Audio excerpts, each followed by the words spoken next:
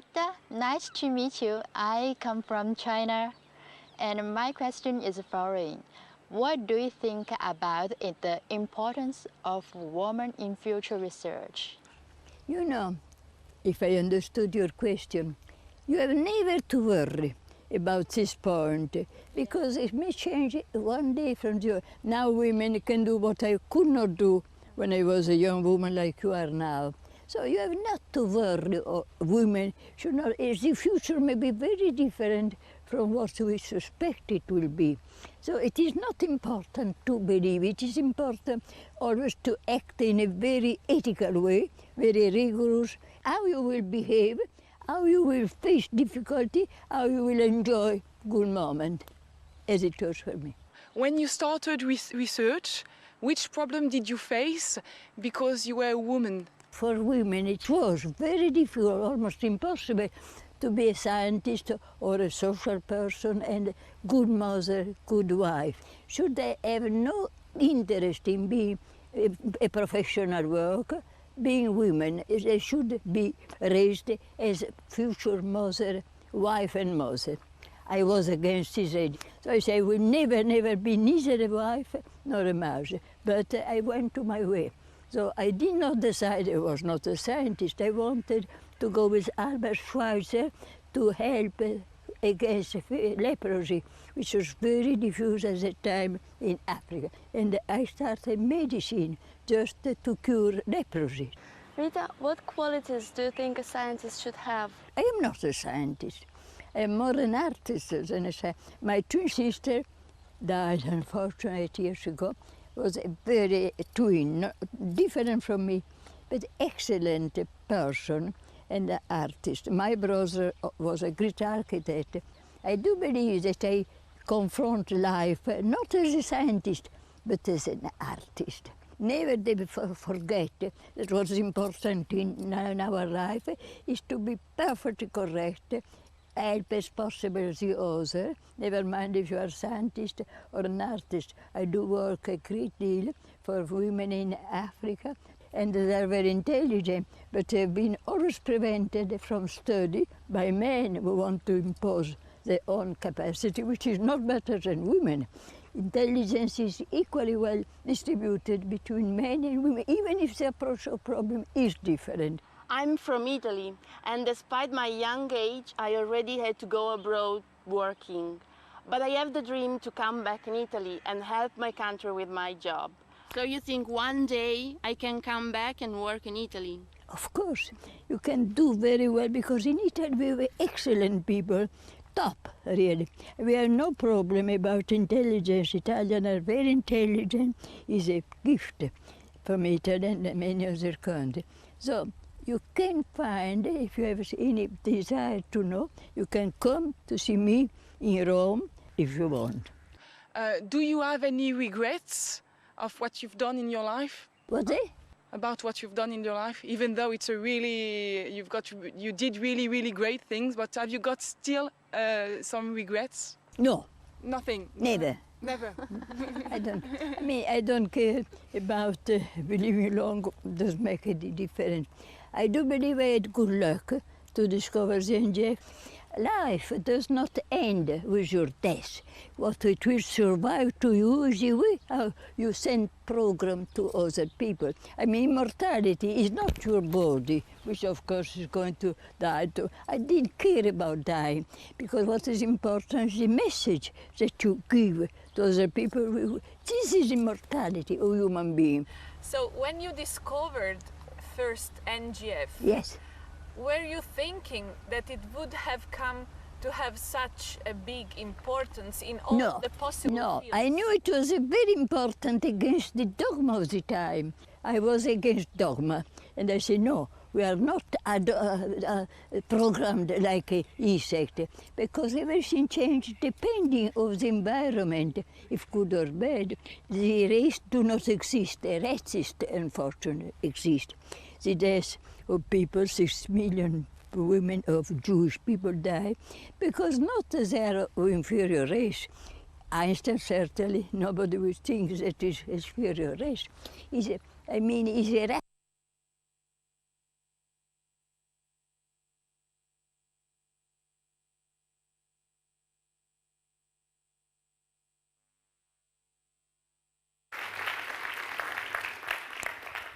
Boa tarde.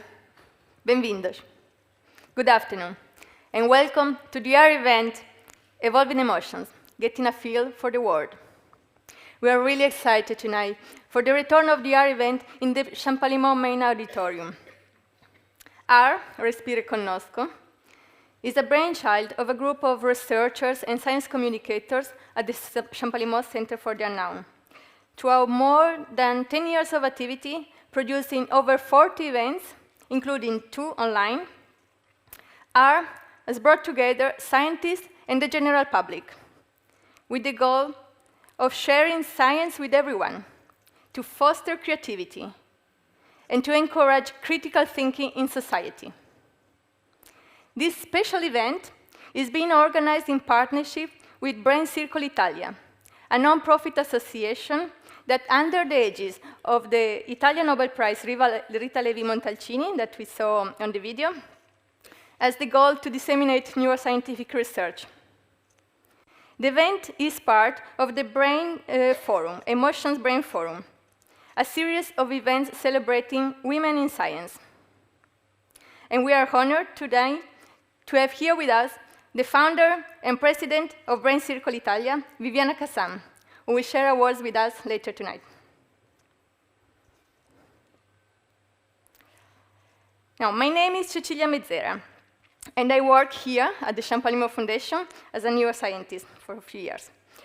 And it's a great pleasure for me tonight to guide you through this event during this evening. Together with me are the 3 researchers from the Champalimaud Foundation who will guide you during the evening. Razvan Sandro, in a few moments, will introduce the emotions from an historical perspective. Then Charlotte Rocher and Zach Meinen will sit here on the stage with all our guests to moderate a roundtable and to moderate a joint discussion. Now, the event will happen in 3 parts. In the first part, we will listen to 3 scientific talks from the neuroscientists Marta Moita, Elizabeth Phelps, and Valeria Gazzola. Then for the second part, we will move to the Champalimaud Amphitheater outside. And there, we will enjoy some food and drinks. We will enjoy the evening and the sunset. We will have a toast from Viviana Kassam, founder of Brain Circle Italia. And we will have a performance by Lula Pena. Now, I'm gonna mention here also 2 artistic pieces that you can find and explore during the break. One are the illustrations from the artist Anna Zeligoski that you will find exposed on the wall when getting to the amphitheater. And the other is a multimedia interactive installation by the artists Claude Bougard and Tupac Martyr that you can find just outside the auditorium, and you can explore that. As I say, we will have a performance from the singer and poet Lula Pena. After that, we will come back here to the auditorium for our last part of the evening, in which we will have another great performance from the artists Sofia Diaz and Victor Roris, dancers, a choreographer, and then we will have another talk from the neuroscientist Eva Jablonka. And we will end our evening with the round table led by Charlie and Zach. We would like to count on your participation throughout the whole event. So after the talks, we will have a couple of minutes for a few questions. There are 2 ways of asking questions. You can either raise your hand, and a volunteer will bring you a microphone, or you can send your questions at any time through our number and the Facebook and YouTube page. You will see the number to send the message through SMS or WhatsApp during the talks. Now, before we move on, I would like to mention Susanne Osterwig. Susanne is a neuroscientist that we were very excited to have, that was supposed to be here tonight. We were very excited about that, but unfortunately she couldn't travel. So we are gonna send a greeting to Susanne because she's probably following the event on YouTube. And now, to help us enter into today's event, I would like to invite Leonor Beleza, president of the Champalimaud Foundation, to share a few words with us. Please join me in welcoming Leonor.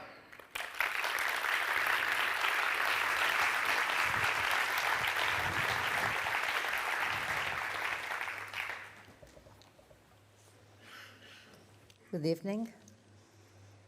I do not feel it is very fair for me to say a few words after Rita Montalcini.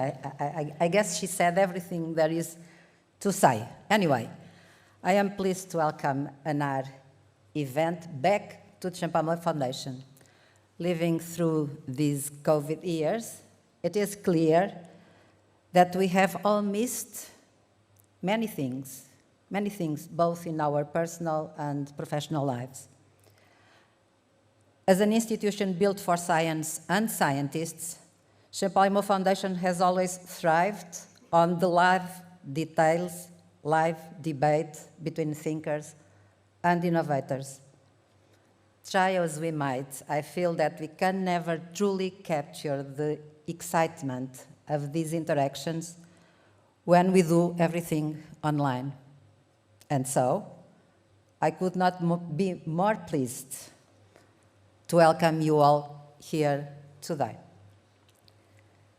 Given the emotional roller coaster of living during these last 2 years, it is very interesting that our theme here tonight is evolving emotions.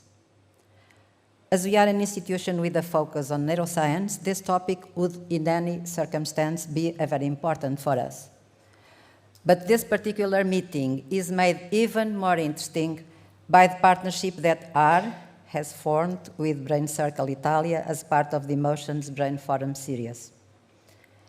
It's also particularly striking for me that only female scientists are invited to present their research as speakers on emotions.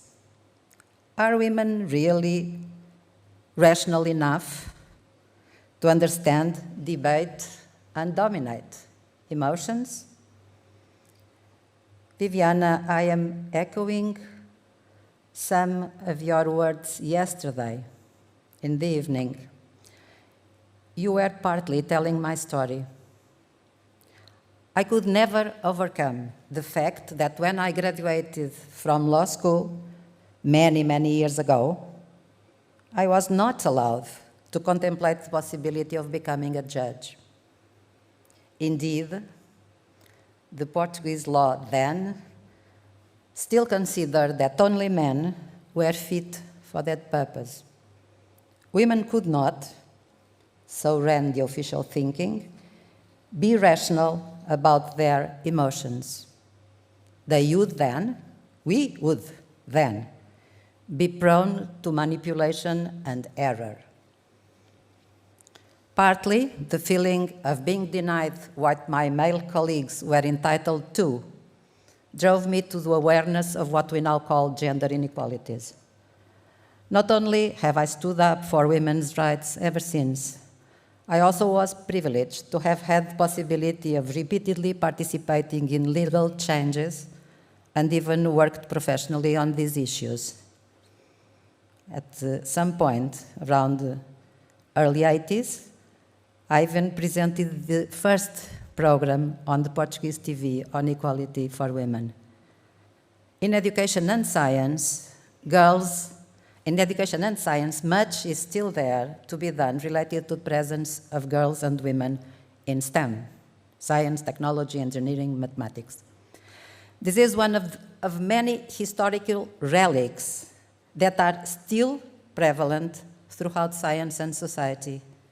Indeed, only a few weeks ago, the UK government advisor on social mobility said that girls do not enjoy physics because they do not like to do hard mathematics. This type of comment shows exactly why we must continue to celebrate the involvement and achievements of women in science. This is far from being just a rights issue, although that would be serious enough.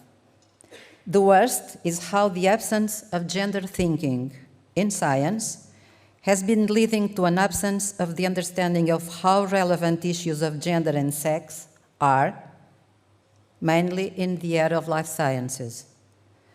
The systematic use of male models, both in science and in medicine, leads to poor knowledge and, at the end of the road, to inefficient clinical trials and poor treatment of women.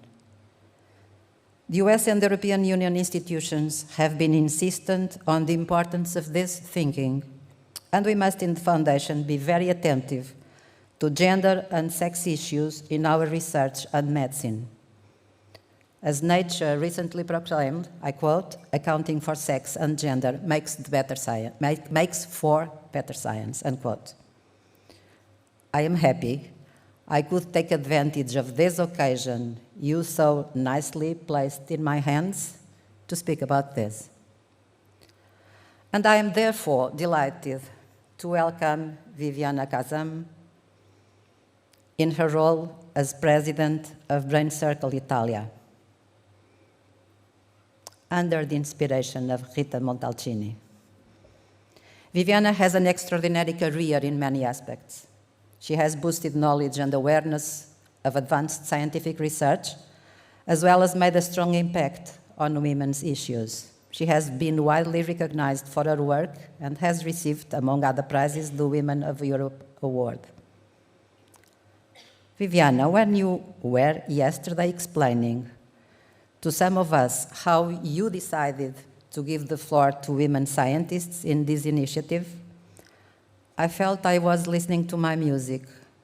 I think I realized how you had to fight to do things your way, and how it must be rewarding to be proven right, to actually show that women scientists can and do deliver great scientific panels by themselves. It is a great pleasure for me to welcome you, Viviana, here, and I really look forward to new programs we will carry on together. In this spirit, I also take this opportunity to thank the other speakers in today's program. Leaders in their areas, they made exceptional contributions. Marta is someone we are proud to have working with you in Champalimaud Foundation. Others join us from farther afield. I offer a special word of thanks to Elizabeth Phelps from Harvard, Valeria Gazzola from the Netherlands Institute of Neuroscience, and Evia Blonka from Tel Aviv University.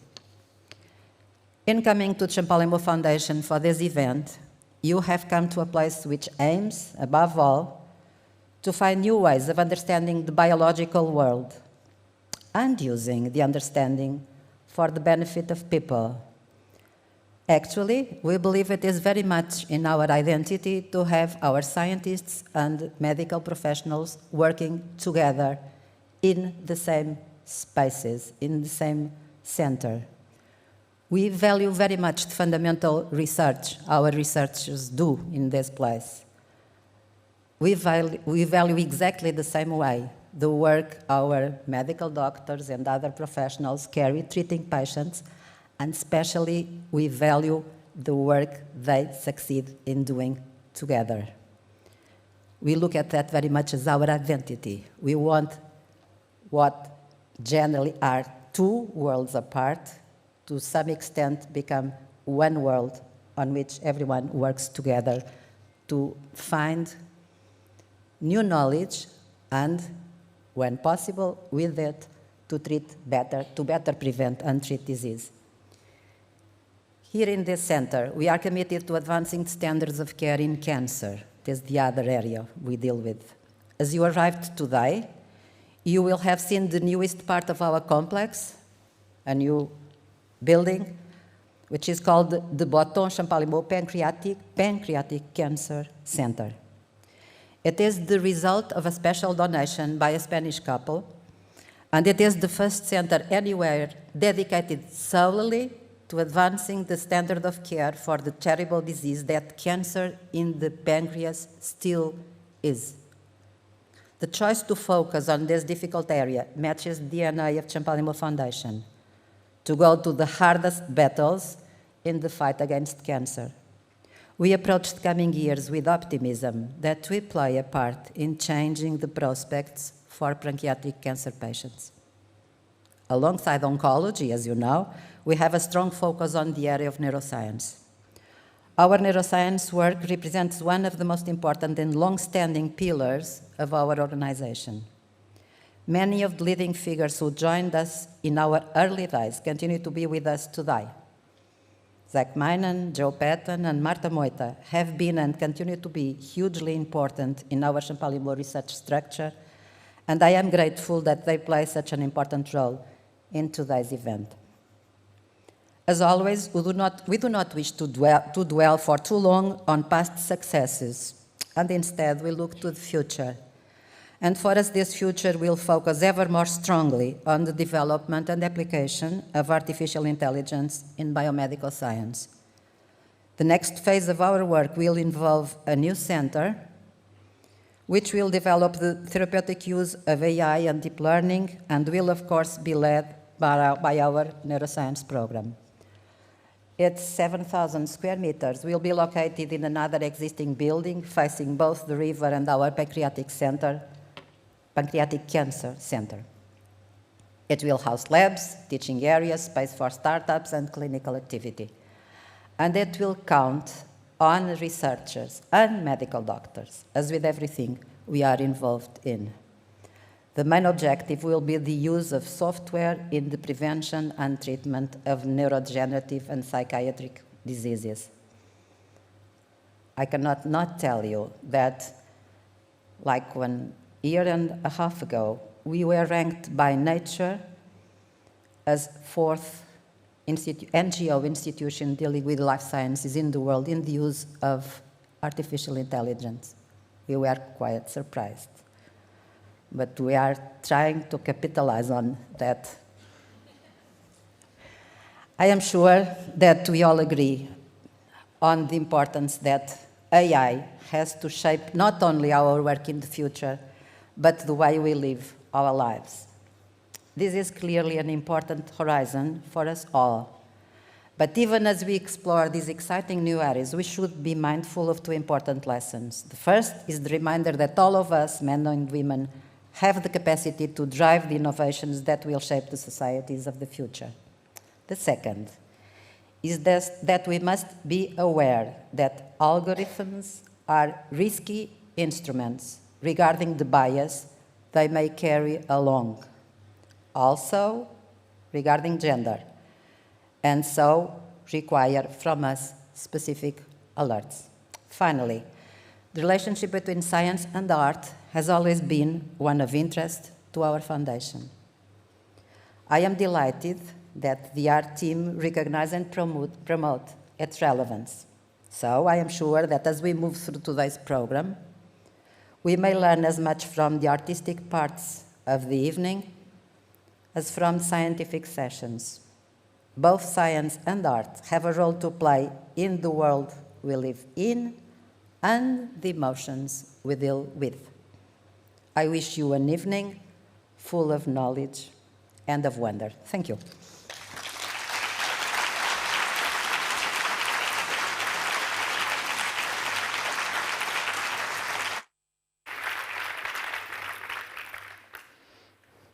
Thank you, Leonor.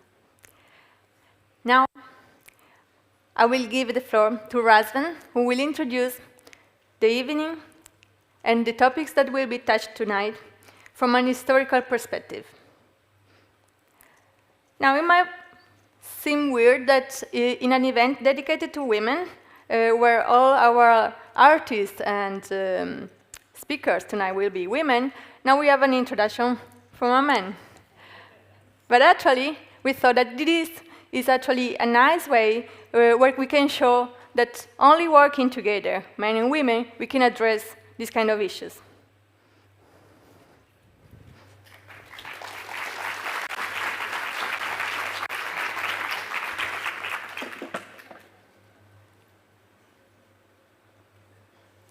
Thank you, Cecilia, for the introduction. Thank you, Leonor, for the inspiring words. I will be presenting tonight historical context for all of the gender issues that we've heard until now from both Leonor and Rita De Montencini. So with that, I wish you good evening and welcome to Evolving Emotions. As Cecilia has already said, this is a special art event that looks at the intricate spectrum of what emotions are and how they fit into our lives and worlds. The event tonight is part of a larger series of lectures organized by the Emotions Brain Forum, which challenges gender stereotypes and celebrates women in science. But you might ask, what is it to celebrate women in science, and why associate the celebration with emotions after all? Well, in our view, to celebrate is first to acknowledge the historical exclusion of women from science, from art, economy, politics, and so-called rational endeavors.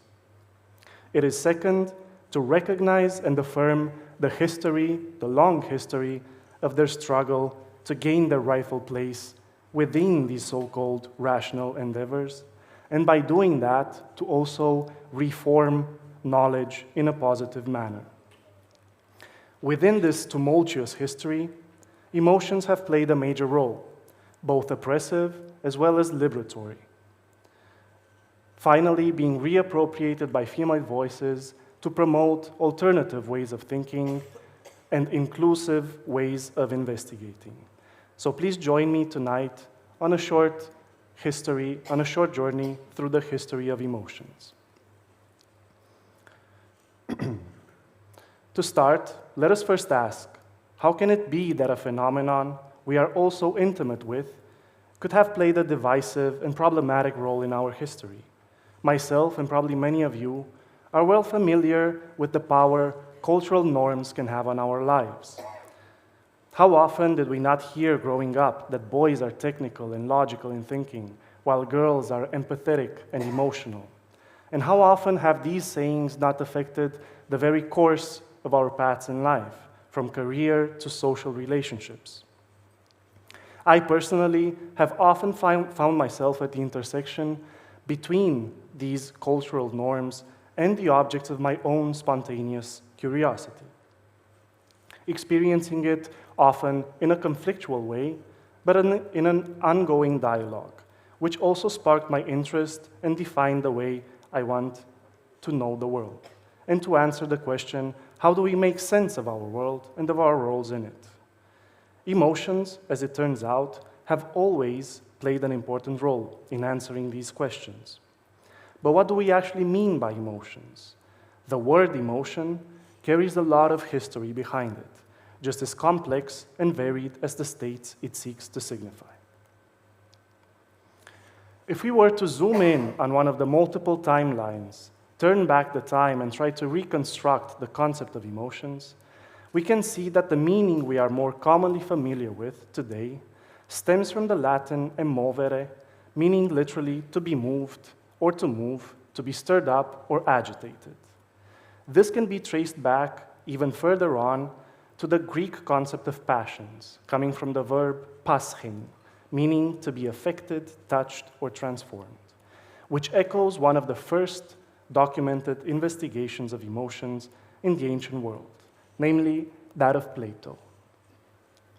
He considered emotions to be primarily an obstacle of rational thought, arising from lower parts of the soul, and were mostly material in nature, directed towards pleasure and self-affirmation. This view was carried on and further developed by Plato's most influential student, Aristotle, and it became the canonical view of emotions in the Western world for centuries to come. Aristotle stated that emotions are caused by external stimuli that affect certain movements within the heart, and by that move the animal or the human towards their object of desire. This reactive movement, initiated by external stimuli, was thus opposed to a self-determined movement based on the intention and deliberate desires of an agent, which for Aristotle was characteristic of humans alone. Following this logic, the more one can control and guide their passionate or emotional nature, the more one was believed to assert their humanity. On the flip side, however, the more one expresses emotions, the less human they were considered to be. This view mirrored the cultural setting of the time, in which authority and privileges were reserved to those considered most rational. In ancient Greece, these were more often than not considered to be men, while children, slaves, people from other cultures, or women were deemed incapable of engaging in rational activities. Plato's and Aristotle's view on emotions was later adopted in early medicine through the work of physician Galen, for whom emotions were equally mere involuntary movements of the heart that had to be subdued and controlled by the brain, to which he aptly referred to as the command center. This model was then often employed by philosophers to promote moral systems in which reason was above everything else. From medieval thinkers such as Augustine to modern thinkers such as Descartes, the cultivation of rational abilities to steer and constrain the physical stimuli to which the body is subjected to became synonymous to exercising freedom. And thus, much like for Plato or Aristotle, to express one's humanity, while these theories had beneficial consequences, fueling the ideas of the Enlightenment and even playing a major role in developing the concept of human basic rights, they were also instrumentalized to bolster the epistemic authority of the currently dominant group of the time, as gender theorist Alison Jagar affirms.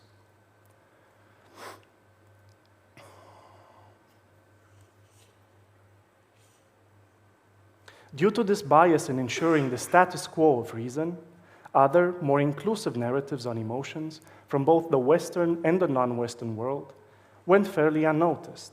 For philosophers such as Immanuel Kant, emotions played a major role in structuring morality, aesthetics, but even cognition.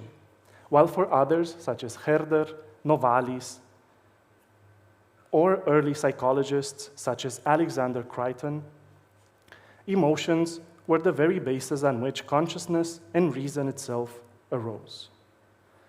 Although the involvement of emotions in such higher order processes was neglected at the time, it is now a major topic in emotion research today, as will be presented by tonight's speaker, Eva Jablonka. Another divergent perspective in the history of emotions came in the empirical sciences from Charles Darwin, who claimed that emotions are universal means of expression and communication, regardless of race, gender, or species.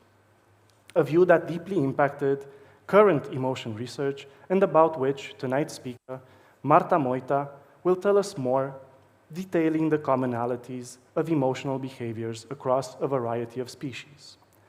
Similarly valuable emotional perspectives from non-Western cultures were historically cast aside and actively ignored as primitive worldviews. African tribes or indigenous peoples of the Americas who shared a communitarian ideology in which feelings of responsibility and compassion towards the others structure the very identity of an individual were often deemed irrational savages. Similarly, Eastern thinkers such as Vedic sages, China's Lao Tzu, or Japan's Hajime Tanabe, who considered feelings such as love or compassion superior to what logical thought has to offer, were simply marginalized and deemed mystical and incompatible with the progress of Western societies. While the importance of emotions in social life has made a comeback in current research, as Valeria Gazzola will show later this evening, their value remained underappreciated in the mainstream narrative for many years to come, and was considered of worth only under the very strict guidance of reason.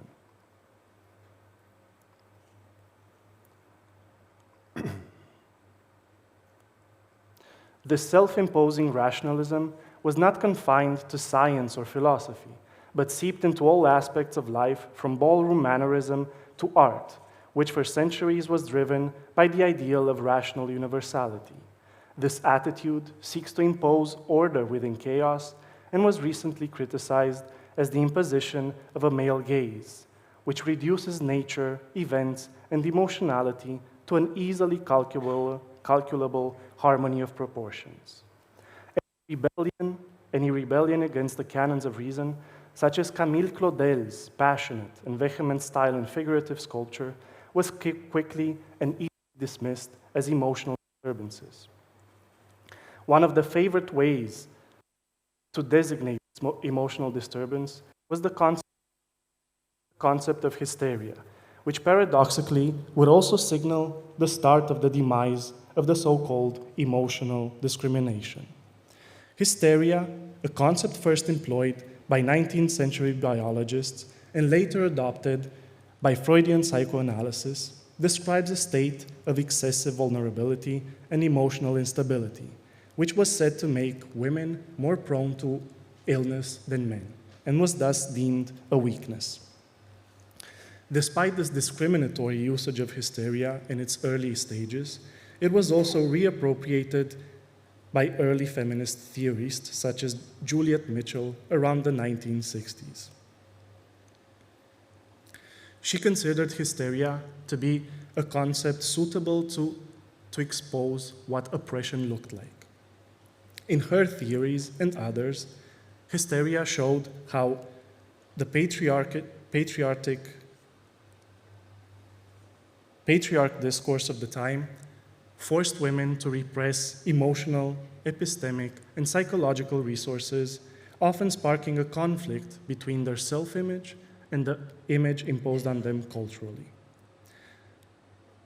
Similarly, Alison Jagar or Donna Haraway argue that hysteria and emotionality need to be reframed as a powerful, communicative, critical, and cognitive instrument, one which hints that reason is not superior to emotional engagement, but opens the way to a more layered and complex understanding of the world. Thus, reason and emotion are to be seen as equally valuable perspectives, informing each other and promoting epistemic and social change. The artistic performances scheduled for later this evening will explore such a departure from the classical canons of logic and order, embarking in an embodied exploration of meanings with dancers Sofia Dias and Vitor Orish, engaging in an unrestrained flow of consciousness guided by Lula Pena's music, or exposing oneself to the contingency of emotional responses through Claude Bogard and Tupac Martir's interactive emotional maps. These perspectives echo the social, political, and epistemic revolution sparked by the early feminist movements that opened the door towards a research of emotions as more than one-dimensional lower reflexes, as they were considered to be, paying attention instead to the intricate complexity of our being in the world. Stepping out of the shadow of extreme rational discourse also shed light on how emotions are intertwined with all aspects of life, from imagination or visual imagery, as you will be able to see in Anna Zeligovsky's exhibit, to memories, a topic that Elizabeth Phelps will further expand on in one of today's talks. As we move through the conceptual history of emotions, it is important to note, however, that not one of the timelines presented here dominates supreme above the other. Instead, they may complement each other, piecing together the puzzle of emotions with many more perspectives still to uncover. So let us see what such perspectives might there be, and please join me in welcoming Cecilia back to the stage to introduce our first speaker. Thank you for your attention.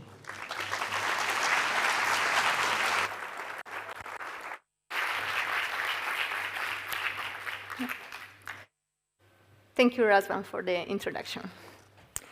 Now, with our first speaker, we will explore one of the most ancestral emotions, fear. It's a great pleasure for me to introduce Marta Moita. Marta is a neuroscientist here at the Champalimau Foundation, and she investigates how the brain makes this decision whether to flee or freeze when, in response to a threatening stimuli. Tonight, Marta will talk about the role of fear in signaling and navigating potential dangers. Please join me in welcoming Marta.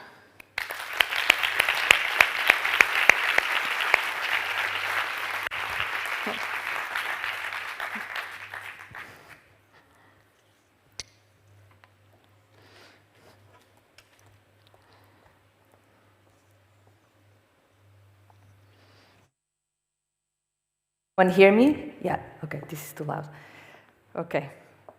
I'd like to start by thanking the organizers for putting together this really interesting and important event and to invite me to take part in it. I hope to make justice to the topic of emotions and also to women in science. So today I'm going to be telling you about fear, a fundamental emotion. And what I mean by this is that fear is actually crucial for survival and therefore is present across the animal kingdom. So I'm going to tell you about how we're studying fear in the lab and how one might think about how this generalizes across species. So I'll start with a video where you see a deer drinking water, and you'll see that its environment is going to change very suddenly. Okay, so you see that in a split second, this animal that was faced with a threat changes drastically its behavior. And it's easy for us to imagine that its internal state also changed quite drastically when we project ourselves onto the deer's experience, and we might imagine that he became very alert, that its heart started pounding, and so on and so forth. So one might conceptualize this process, the following way. So you have an object which is a threat. In this case, I'm illustrating this with a bear. And the detection of the threat, this object, is going to trigger a change in the organism's state, body and brain state.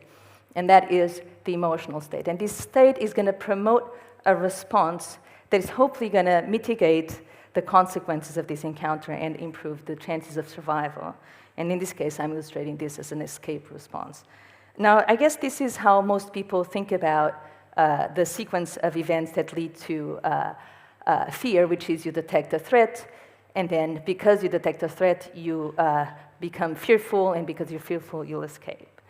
But one might conceptualize it differently. So, for example, ages ago indeed, William James, already in the late 1800s, proposed that maybe something else was going on, that you would detect the threat, the object, and that was going to trigger a response. And it's actually the response, the perception that I'm escaping, that actually induces the emotion, fear.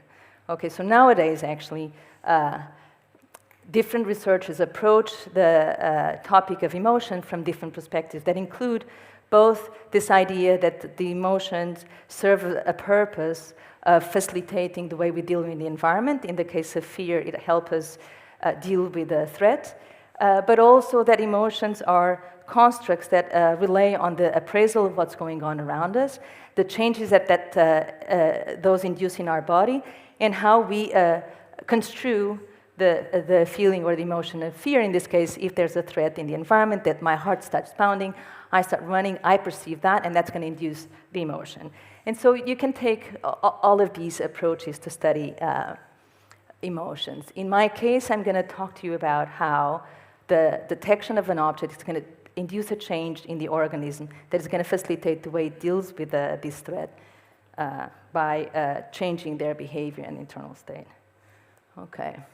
So to start, I would like to emphasize a number of features that will go through my talk that pertain to these emotional states. So the idea is that an internal state, the emotions are internal states that are triggered by external threats, as was mentioned before by Hasman. An important thing is that it scales with the intensity of the event. So imagine, if the threat level is higher, the emotional state, the fear is going to be stronger. It also is important that it outlasts the event. So, for example, you might imagine that in the encounter of the deer with a crocodile, the deer is going to be in a state of heightened alertness for longer than just the brief encounter with the crocodile. And then finally, that the context has a very strong impact, not only in the state change, but the behavioral responses that you might see. So this means that it's not just the detection, say, of the crocodile that matters, but what's around the animal, whether they have space to escape and stuff like that. So the context has a very strong impact on emotions. Okay. So one important thing about emotions is because, this is moving. Because they are crucial for survival, and they are going to be present across the animal kingdom. And not only they're present, but they also share commonalities. And so what I'm illustrating here is that all visual elements ever tested they respond to expanding shadows as a threat. And that's because predators, when they approach, they produce an expanding shadow. So most animals will respond to an expanding shadow as being threatened. Now, once they detect a threat, they also show similar kinds of responses. So you have, for example, 3 categories of responses. You have freezing, and the idea of freezing is that it allows the prey avoid detection by the predator. You have flight, so animals can escape, and this is going to increase either the distance from the prey to the predator or the ability to find a shelter. But if neither of these options are available, then you still have the option to fight the predator. And all animals tested show some of these options. Of course, the way they instantiate, say, for example, the escape is going to depend on whether it's an animal in the ocean, in the water, or a bird, or a mammal, or any other species. Okay, but the important point is that because there's commonalities, by studying these processes in one animal, we're probably going to learn about how other animals would deal with the same problem. Okay. All right. What I'm showing you here is the brain of a human and the brain of a rodent. And the point of this slide is to show you that not only are the stimuli that animals respond to or the kinds of response that they produce similar across species, but actually the brain areas involved are also similar, at least across mammals. And maybe more, but I'm going to stick with mammals for now. And so what I'm highlighting here is structures in color are going to be homologous. They have the same origin in human and in the rodent. So for example, here the prefrontal cortex and so on. Actually, my 2 favorite brain regions within these circuitries is the hippocampal formation and the amygdala. These are brain regions that I've devoted a large part of my scientific career to, and that actually I think Liz Phelps is going to tell you a lot about. But they play a very important role, quite distinct. So the amygdala is very important, for example, to the regulation of the fear responses, whereas the hippocampal formation is going to be very important in forming the memories of the event, in this case, the encounter with the predator. Okay. I was interested, as I told you, in these processes, and I started studying rodents and studying the amygdala and the hippocampus.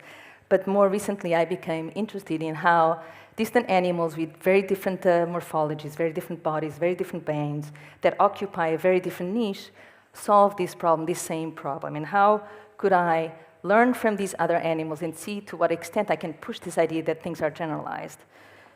So for that, I resorted to studying fruit flies. And first and foremost, it's important to know that fruit flies are subjected to also extreme threats. And also, that these are one of the reasons to say I could have studied any small bug, but actually the fruit fly is one of the most important model systems, model organisms in life sciences. And so this has a number of reasons, historical reasons, but also because there's a lot of commonalities across fruit flies and humans, surprisingly so, for many of you maybe. So for example, the fruit fly has about 15,000 genes, and humans have about 22,000, which is not a lot more. It's not like an order of magnitude more. But importantly, 60% of the Drosophila genes, so the fruit fly, have a correspondent in the human genome inherited from a common ancestor. And this is very important because it allows us to study in the fly the function of these genes. And with these studies, we can then learn how these genes affect, say, human physiology, if what we care about is humans. Finally, you might seem that, well, this is a big discrepancy. You have fruit flies have about 200,000 neurons, and humans have about 100,000 million neurons. Okay, so that's a big difference. So one might think, all right, why would you even, as a neuroscientist, study a fly brain that is so drastically different from a human brain if you're motivated by understanding the human brain, which is not necessarily my case, but that's another story. Okay, so, but importantly, actually, there are motifs that appear again and again and again in the animal kingdom that show us that actually to achieve similar functions, you have similar circuits. So what I'm illustrating here is one circuit that allows integration of information. So imagine you have a neuron here that is receiving information about the speed, the size, and the contrast, say, of the threat, okay? And this neuron integrates this information and broadcasts it to downstream neurons. And this is an organization that happens in all sorts of animals that we looked at, from worms to fish to humans. And another motif that I thought would be interesting to illustrate is that if you want to create oscillations, okay, activity that oscillates, for example, to breathe, you need to have oscillatory activity. And the way you do that is you hook up two very distinct kinds of neurons. So in here, in green, you have excitatory neurons. This means that if this neuron is active, it's going to stimulate activity in the downstream neuron. If you have an inhibitory neuron that I am portraying here in red, it does the opposite. Activity in one neuron is going to decrease the activity of the next neuron. And so if you hook up two of these, you're going to create oscillations. And that is, again, something that you find in worms, in fish, in humans. So I hope that I made across the point that there's actually a lot of reasons why one could study the fruit fly to understand how other species might respond to threats. So in my lab, we do this by studying all of these things that I mentioned are key features of emotions. We like to understand what constitutes the internal states that are triggered by external threats. And in humans, we know that there's a lot of internal changes that occur, like, for example, the heart, cardiac activity changes. So we'll look at that, and I'll show you that. But we also want to know how it might scale with the intensity of the threat, why and how these states are maintained in time, and how does the context comes to gate defensive behaviors. Okay, so for this we need to threaten the flies, and we do that the same way you would do with many other species, which is to provide an expanding shadow. Okay, so with the way we do this, we have a fly in a small arena, and there's a big screen, and we just make a looming dark disk approach. Looks like this. Okay, so this is the threat for the fly. And then we look at what kinds of behaviors you might see. And I'll show you a video, hopefully, because this doesn't necessarily always work. Oh, it is working. Okay, so the fly is walking around, and then you'll see the LED turn on. That's when the expanding shadow occurs. Okay, so, and you'll see distinct responses. So this fly stays perfectly still. This fly also. This one kind of escaped. And you see a diversity of responses that include freezing and they include escape. Now, we were particularly interested in freezing, which might be surprising because it seems like it's the least interesting of all behaviors. It's just the fly stops. And so I'll show you, I guess, why we find this interesting. And I feel that this is a video from the BBC that illustrates this very well. So you have the lizard, which is the prey, and you have a snake that moves by as if nothing was there. And you notice that the lizard was very still. Then there's a second snake, and this second snake will start approaching, and it will bump onto the lizard, which of course will mean that it's been detected, at which point it will escape. And you now see the consequence of that. You see how many snakes now go after the lizard. I should tell you that it has a happy ending, and the lizard does escape.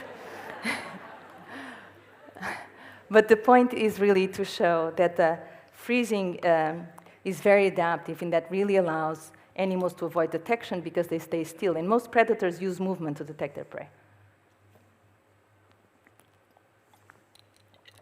Sorry. Okay. So another thing that I wanted to point out, a feature that I believe makes freezing a very interesting study to behave, requires your cooperation. So I'm going to ask you to stand up, and I'm going to ask you to do a particular movement, and then while you're moving, I'm going to ask you to freeze. And when I say freeze, please try to stay as still as possible for as long as I keep talking, not until the entire end of the talk, but for a little while. Okay, so please stand up.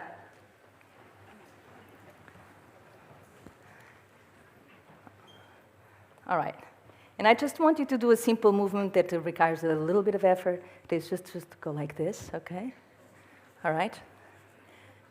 Yeah, now freeze.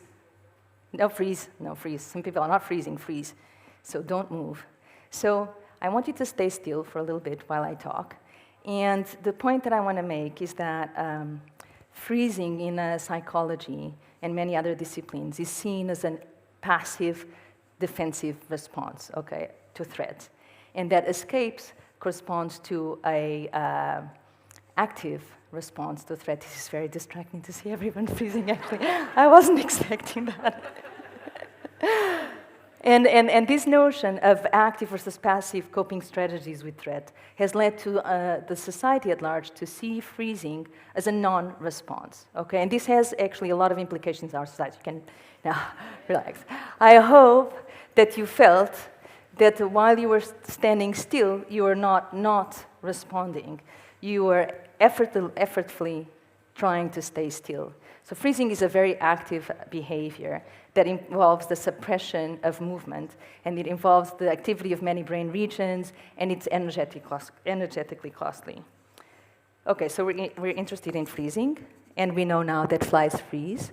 So we wanted to know if in flies, this internal state is similar to that of the internal state that we can see in humans and other mammals. And so we started by looking at an obvious candidate, which is the heart. But maybe for some of you, the fact that flies have a heart is surprising. But hearts are actually a quite old invention. You have hearts actually emerge here in the Bilateria group. So all of these animals, most of them some lost, have hearts of different complexities, but they have hearts. And this is the heart of a fruit fly. And what you'll see is that basically it's very simple. It's a very simple heart. It's a tube along the dorsal part of the body of the fly, and it has 2 rows of cells that contract, and they pump cells and nutrients back and forth in the fly's body. So I'm going to show you how we measure the cardiac activity of flies. We put them under a microscope while they're walking on a ball. So this is the fly walking on the ball. And then you have to think that the fly has like 3 sealed compartments, the abdomen, the thorax, and the head. And what makes communication across them is the heart in part. So you have a heart that connects these 2 compartments and pumps things from the abdomen to the thorax and back. And the way we then look at cardiac activity is that we put a fluorescent molecule in these cells, and we can image the activity of the heart. So this is the heart pumping. And this here that you don't see very well is the fly moving. But you can see how we can distinctly track the movement of the heart of the flies. Okay, so what we found from these studies, we found that flies in the ball, when they're exposed to the expanding shadow, the threat, they escape and they freeze. And that's probably mediated by the muscles in the body of the fly, which we're now measuring their activity. But importantly, like I mentioned, there's a heart. And what we found was actually that the heart, just as in humans, speeds up when there's an escape and slows down when there's freezing. So it seems like you have very different species adopting a similar approach to escape and fear and freezing. And so one of the things that we want to do next is to see how is it, this is all misformatted anyways, how the brain coordinates these behavioral and heart changes. And so we look at the brain, and the flies have a brain, and they have this ventral nerve cord, which is sort of the equivalent of our spinal cord. So we want to look at neurons that send information from the brain to the ventral nerve cord, which controls the muscles, the heart, and so on. And so this is just an example. I don't know how I'm in time. I should know. So this is an example of a fly brain. So these are 5 fly brains, the brain and the ventral nerve cord. And in green, you have the neurons. And this is just to show you that we have genetic access to neurons in the flies. And we can use that genetic access to manipulate their neuronal activity and measure their neuronal activity. And this is what we're doing to try to figure out how these responses are coordinated.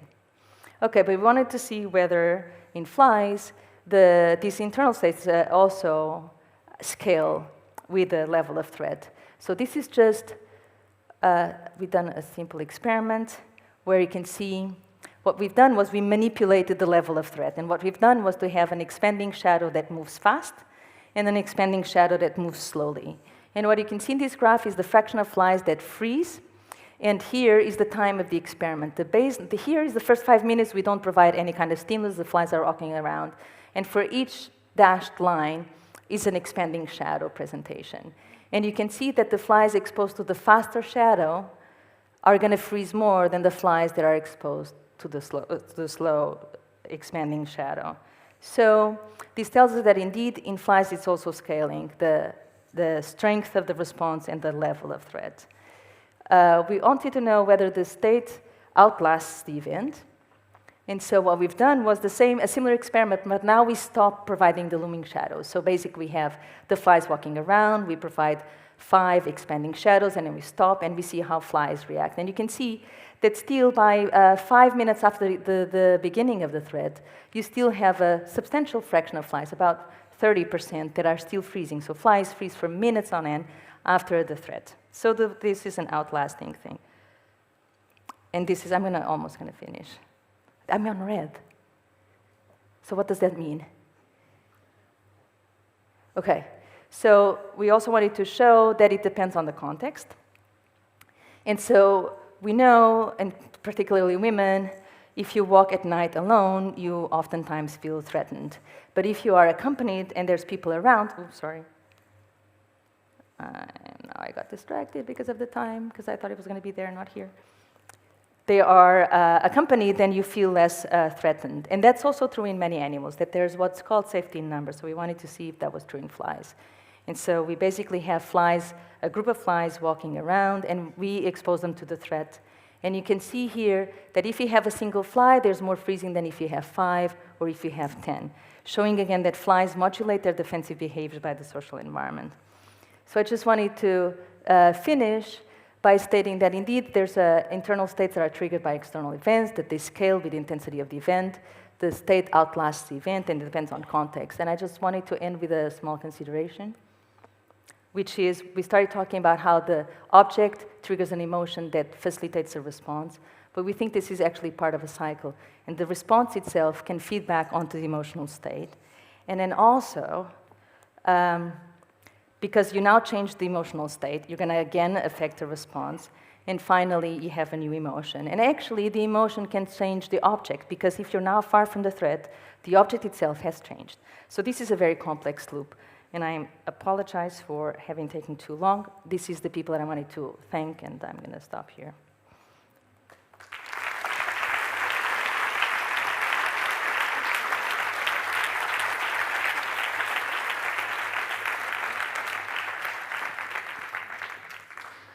Thank you, Marta. Sure. Now we have some time for a couple of questions. So meanwhile, maybe you think about some questions. I remind you that there is a number you can send your questions to, and also the Facebook page and the YouTube page. But I think we already have a question from the online system. So Razvan, you have it? Thank you, Marta, thank you for the interesting talk. So in your model, there seems to be object, emotion, response. Mm-hmm. And a question that was posed online asks, what about the fear of the unknown, where the object is unknown, or there is no object? So that's a difficult one. So I was starting by the definition that the emotional state was going to be triggered by an external event, and that by definition you detect the external event. The other question, I feel, well, if you think about this, you're always exposed to external events. So this is a bit of a, so the question then is, do you ever experience a neutral event? Is there something as neutrality? Do you go through life neutral and all of a sudden there's a change and now you are in an emotional state? And that, I think, is a difficult question to answer. My feeling is that for extreme emotions, at least, you have like a qualitative change. But maybe this is a sort of a gradient where you fluctuate. But then I feel that at some point you're in a different landscape. Thank you. We can also take questions from the audience. Do we have a microphone? Yeah, can you have a microphone over there? There is a question from the public. Where's at the very top.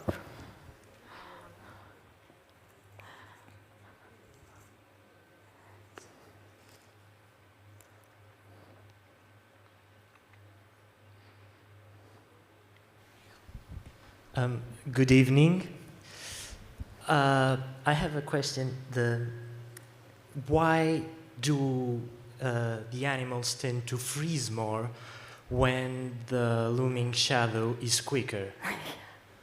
That's a good question. So we haven't fully explored this space yet for the flies, okay?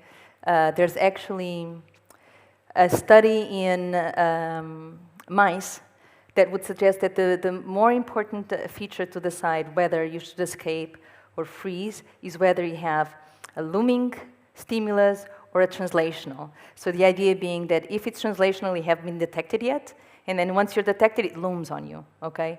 And that then, like mice, switch from freezing to an escape. So they would tend to freeze more with a translational than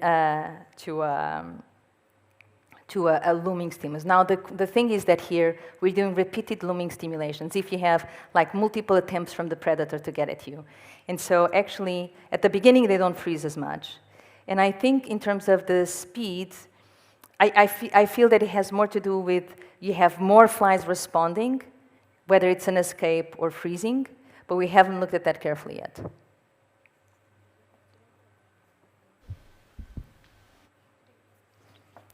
Thank you, Marta. So now, due to the time, we have to move on. But you will find Marta.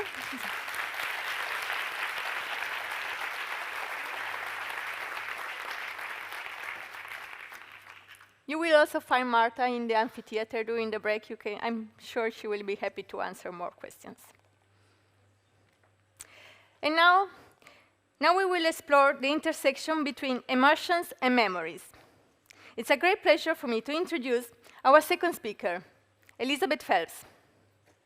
Elizabeth is a Pershing Square Professor of Human Neuroscience at Harvard University, and she investigates the impact of emotion and affect on cognition. Tonight, Elizabeth will tell us about how our emotions alter what we remember. Please welcome Elizabeth Phelps.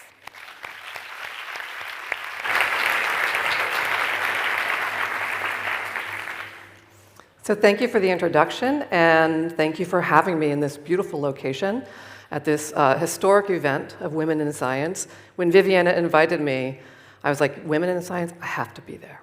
And so I'm very excited. I want to talk to you today about memory and what emotion does to memory. And I focused my research on studying humans. But I'm going to start by just showing you this piece of art, since we're talking about art tonight. And its relation to emotion. And this is a painting by Salvador Dali in 1931 called The Persistence of Memory. And I like this rendition of what memory is, in part because it shows you that memory is not a picture. It's not a replication of what's in front of you. It's an interpretation. It's dynamic. How we approach things can change the nature of our memory. And that we think this is universally true about memory, but one of the earliest studies looking at emotion and memory, the impact of emotion and memory, suggested something different.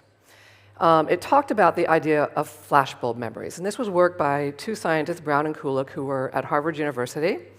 And what they did was they were fascinated by people's memories of all these consequential things that happened in the 1960s. So one of the things being the assassination of the American president at the time, John F. Kennedy.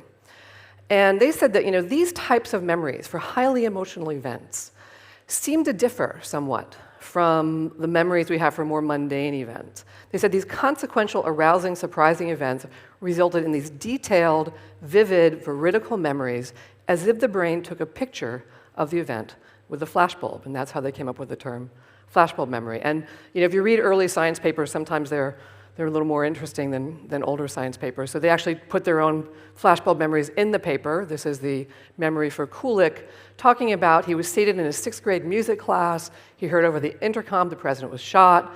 Everyone looked at each other. The class started yelling. The music teacher tried to calm everyone down. 10 minutes later, they heard over the intercom Kennedy had died. And then he went to the homeroom teacher and she was crying.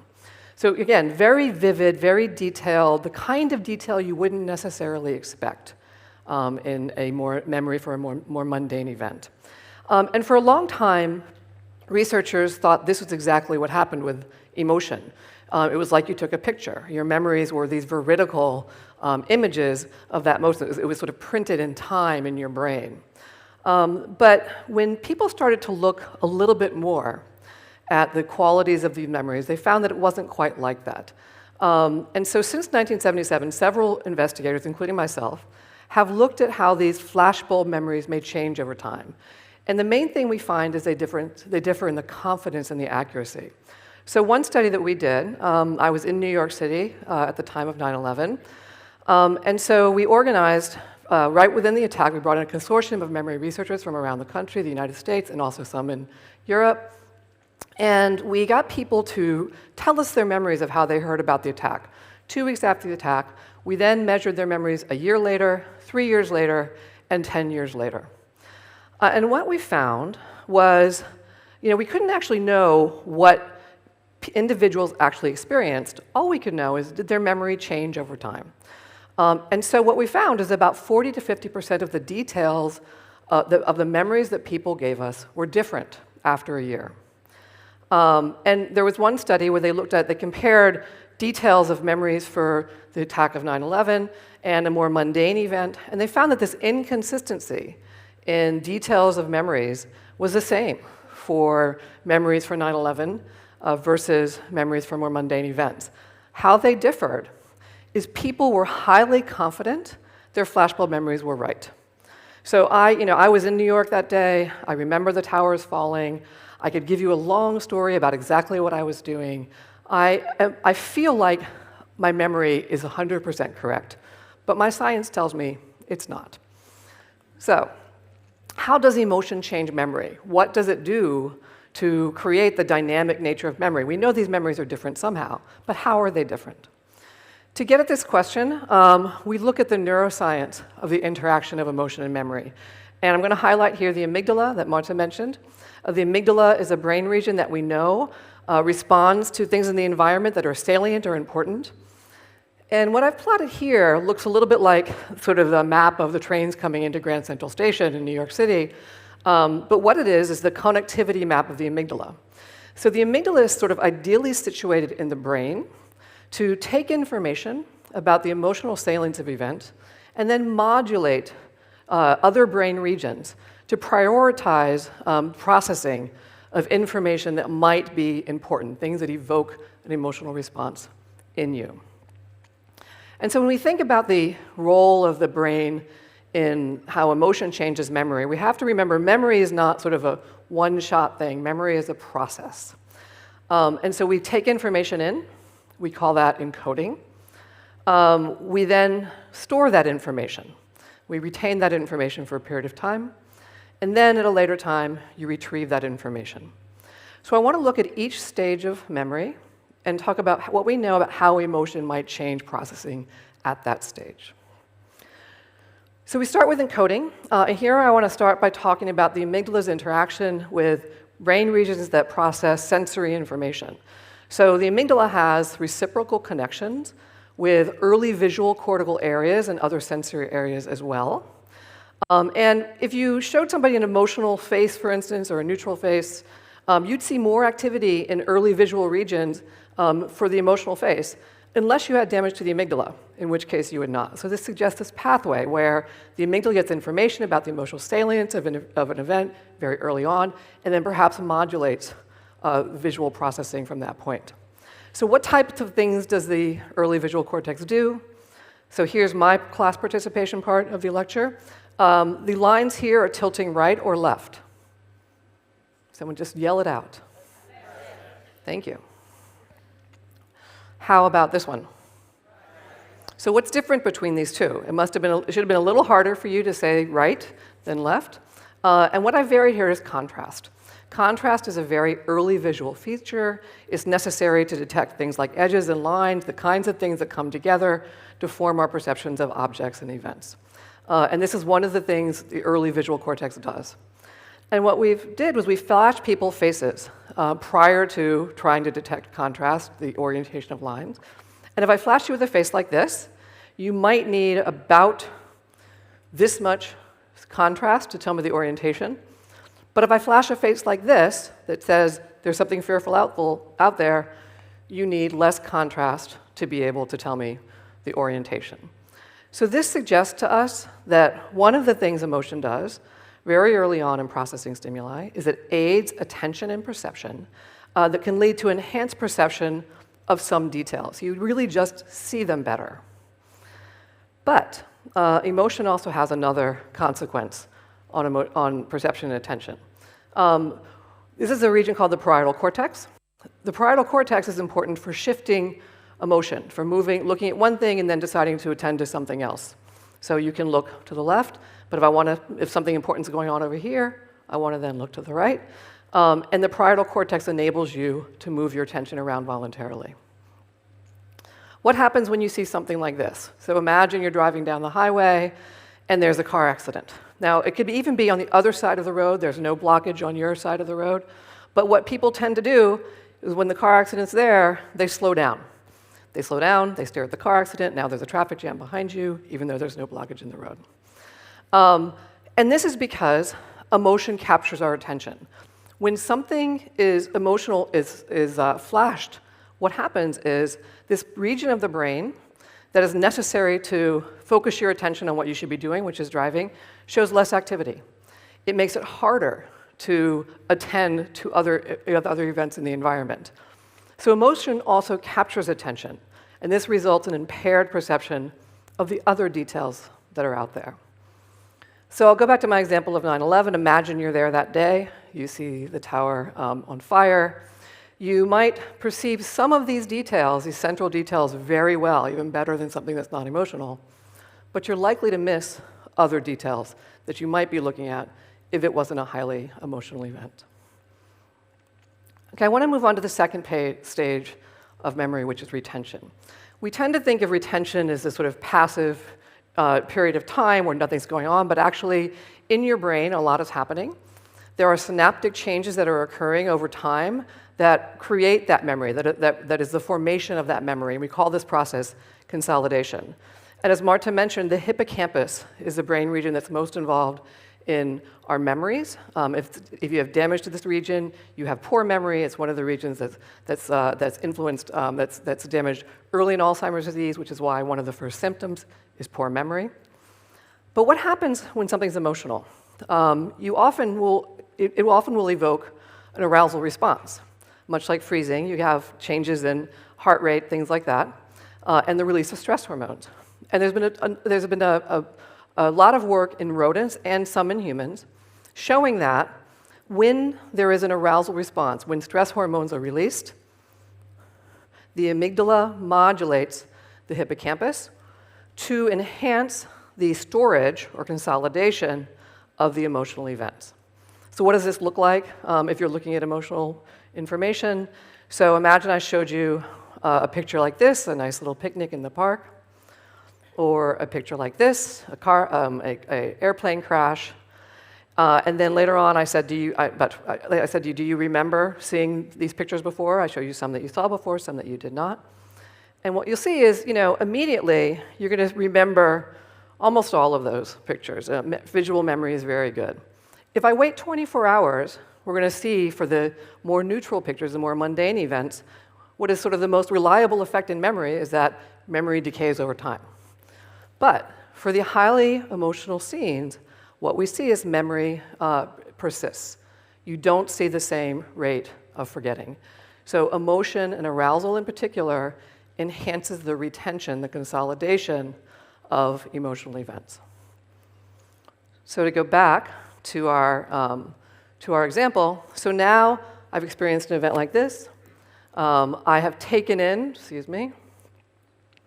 I have perceived some of these central details perhaps better than I would if it wasn't emotional, missed other details, but those few details that I encoded, the few details that came in, I've now laid those memories down very strongly. I've retained those memories over time. So I now want to get to the last stage of memory, which is retrieval. So now I'm going to bring that information up, and I'm going to try to remember it. So one of the things about retrieval, when you come up with your memories, when you think about, I know that or I don't know that, it's not an all or none process. there are qualities to our memories, qualities to our retrieval. We have a subjective sense of remembering. So for instance, you could be confident that your memory is accurate, or maybe not so confident if it's accurate. Maybe I should get more information. The memory could seem vivid. You could feel like you're reliving as you're coming up with the memory, or it may not seem so vivid. It could have a lot of details along with it. So you remember this one thing happened, but then you remember all the other things that happened around it, or not a lot of details. And sometimes we sort of know that we know something, it's familiar, but we don't even know where we know it from, right? So there's all these subjective qualities that come with our memories. And as we know from the work on flashbulb memories, that emotion enhances this subjective sense of remembering. We feel like these memories are more vivid. We feel like we're more confident that they're right. But when we think about this, why would that be the case? What is happening in the brain that's different for emotional events that leads to this enhanced subjective sense of remembering that we don't see so much for neutral events? So one question we want to ask is, what brain systems support the subjective sense of remembering for emotional and neutral events? So again, we presented participants pictures like this of sort of mundane events, pictures like this of highly emotional events. And we asked, about 24 hours later, do you remember seeing this scene before? And if so, do you recollect it with a lot of detail and vividness or confidence, or does it just seem familiar to you? And then we can say, what regions of the brain support this judgment of remembering something with vividness and confidence versus just seeming familiar? So I want to now introduce another brain region called the parahippocampus. It's right below the hippocampus. It's involved in memory as well. And it's particularly involved in memory for scene details. This is actually called the parahippocampal place area. You could even imagine places that have details, and we'll see activity in this region. And it's this region that when we compare neutral pictures that you say you remember really well with a lot of details versus ones that you do not, it's this region where we see more activity. So it seems in this case, at least what the brain is telling us, is that having a lot of these details gives you that feeling of vividness and confidence for these neutral pictures. What about for emotional pictures? For emotional pictures, the region that differentiates those that you recall with a lot of confidence and vividness from those that you just seem familiar to you is the amygdala. So as I've already told you, the amygdala is necessary for enhancing the perception of some details of the memory. It also is important in laying down the details of the memories more strongly. And it's this region that seems to that seems to be underlying that feeling of vividness, that feeling of confidence for these highly emotional events. So even though you're making the exact same memory judgment, does this memory have a lot of vividness with it? Am I confident that it's accurate? You're making the exact same memory judgment. Different brain regions seem to underlie this subjective sense of remembering, depending on whether it's an emotional event or a neutral event. We also, just to sort of confirm that this was happening in sort of real-life emotional events, we did a study where we looked at people recalling the 9/11 attacks versus recalling another mundane event that happened around the same time, and we saw essentially the same thing.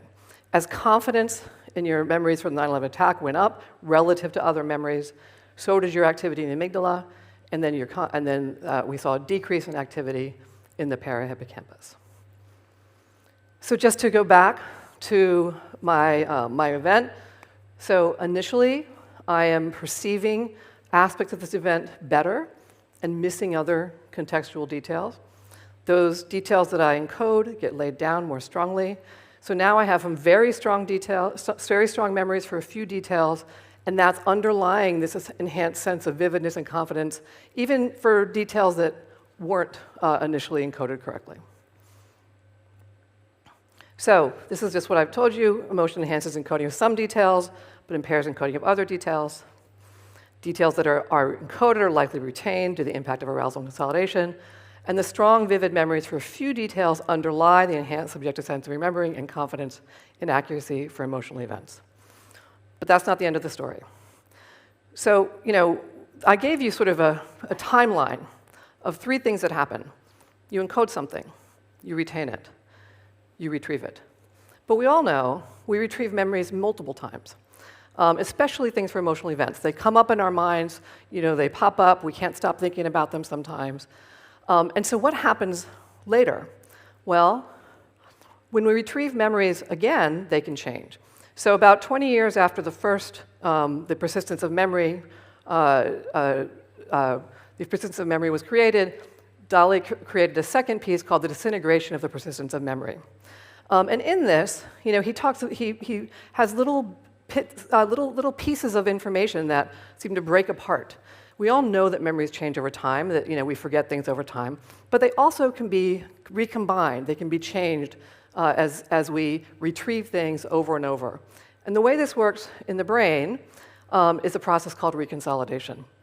So I'm going to introduce you to reconsolidation by first talking about how we used to think memories work. The traditional view of memories was that we have an emotional event, we have an event. There's consolidation, the synaptic changes occur that become that memory. I could disrupt consolidation by giving you a drug and you would never form the memory.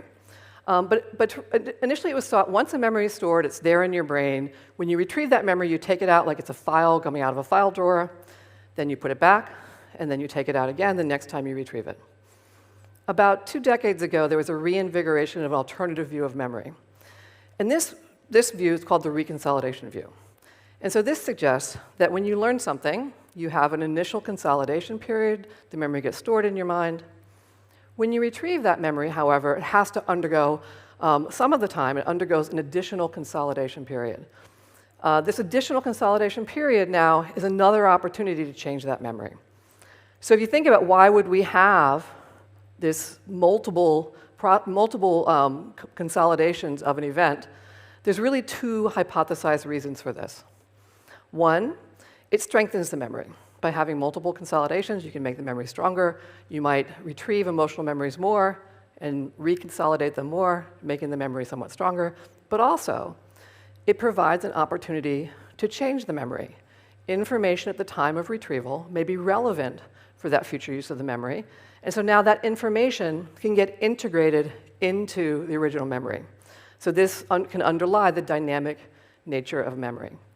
Now, I will say, I'm sort of taking you to the limit of the science. We don't really know exactly how emotion changes the reconsolidation of memories as they're recollected multiple times over our lifespan, but we do know that emotion can influence many of the processes that are involved in reconsolidation, so it likely has a strong effect, and these memories may be evolving even as we age. And with that, I want to thank the people that did the work and inspired the work, and all of you for your attention. Thank you so much.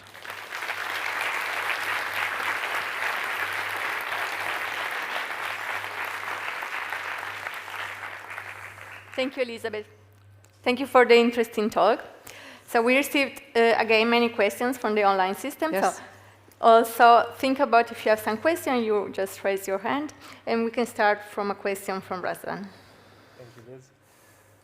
There's a question about your study, about the memories after 9/11. Yes. And the question goes, if you differentiated between people with post-traumatic disorder, and if so, did those people remember better or less the event? So we did not, we actually excluded individuals who developed post-traumatic disorder from 9/11 in our study. Having said that, we know quite a bit about post-traumatic stress disorder and its influence on memory.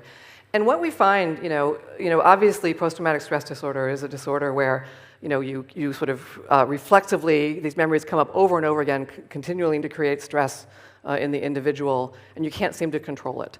But there's no evidence that those memories are stronger or more accurate.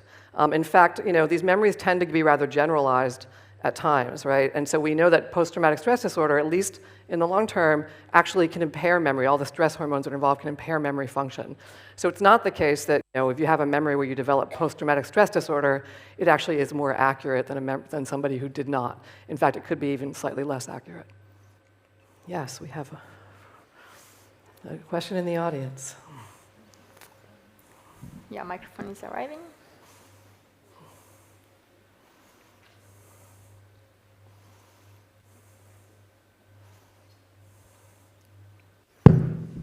Thanks, Liz.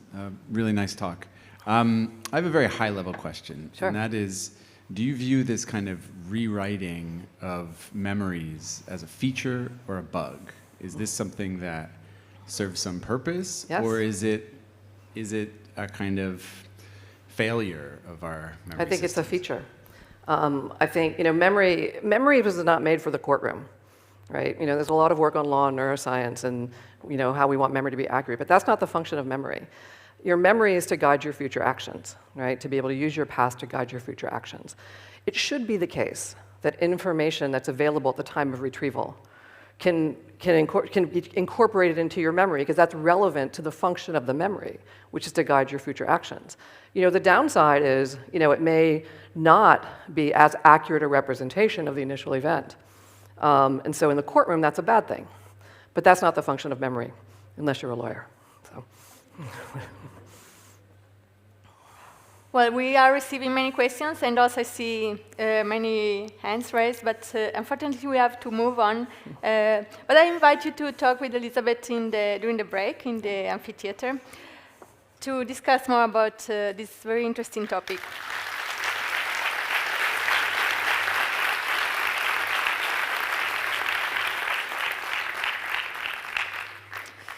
Now, before we move outside for the second part, we have one more great speaker. It's a very great pleasure for me to introduce Valeria Gazzola.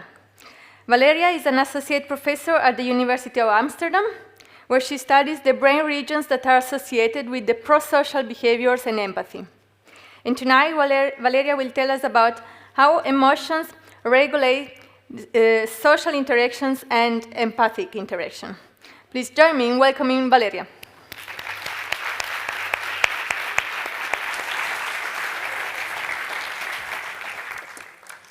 First of all, I would also like to thank you, everyone here, all the organizers, for giving me the opportunity to be here, and to you all as well, because you are also making this already extraordinary event even more lively. So, let's see. If you now kind of see me grasping this bottle and opening it, you probably can really understand that I'm thirsty. Maybe the timing is a bit wrong because I'm just at the beginning of my talk, but I think it's easy for you to understand my intention just by looking at my actions. Similarly, if I now show you pictures such as, and I ask you to write 2 lines about what you see, I think that very few of you would just spend more than few lines in describing that the background is white or that the child is wearing a kind of warm coat. What you will describe is that you see a child that is suffering, that is in despair. And I would even be tempted to say that you will not just be able to describe it. Before that, you just feel it. You just share the despair of this child. And what I'm interested in, and what the people also that work with me are interested in, is trying to understand the brain mechanism that basically allow us to perceive and share the actions, sensations, and emotions of other individuals without the need all the time to spend hours in thinking about it. And now I'm also sure that the fact that you are able to share this distress is also influencing whether you're going to tell me yes or no to my question whether you're willing to host this child for a couple of days. So, is this ability to share the emotions of others influencing the way we interact with the others, whether they make us prosocial? And finally, you have heard already a lot about cross-species. So is this ability to share the emotions of others unique to humans? Or do we have evidence, as some has been already shown, that animals can also do that? And finally, is this ability something static? Or is something we can work with, that we can use, that we can regulate? So I want now to give you an insight on how we study these topics. So we would call you in the lab, and then I can try to image your brain activity while, for instance, you perform an action.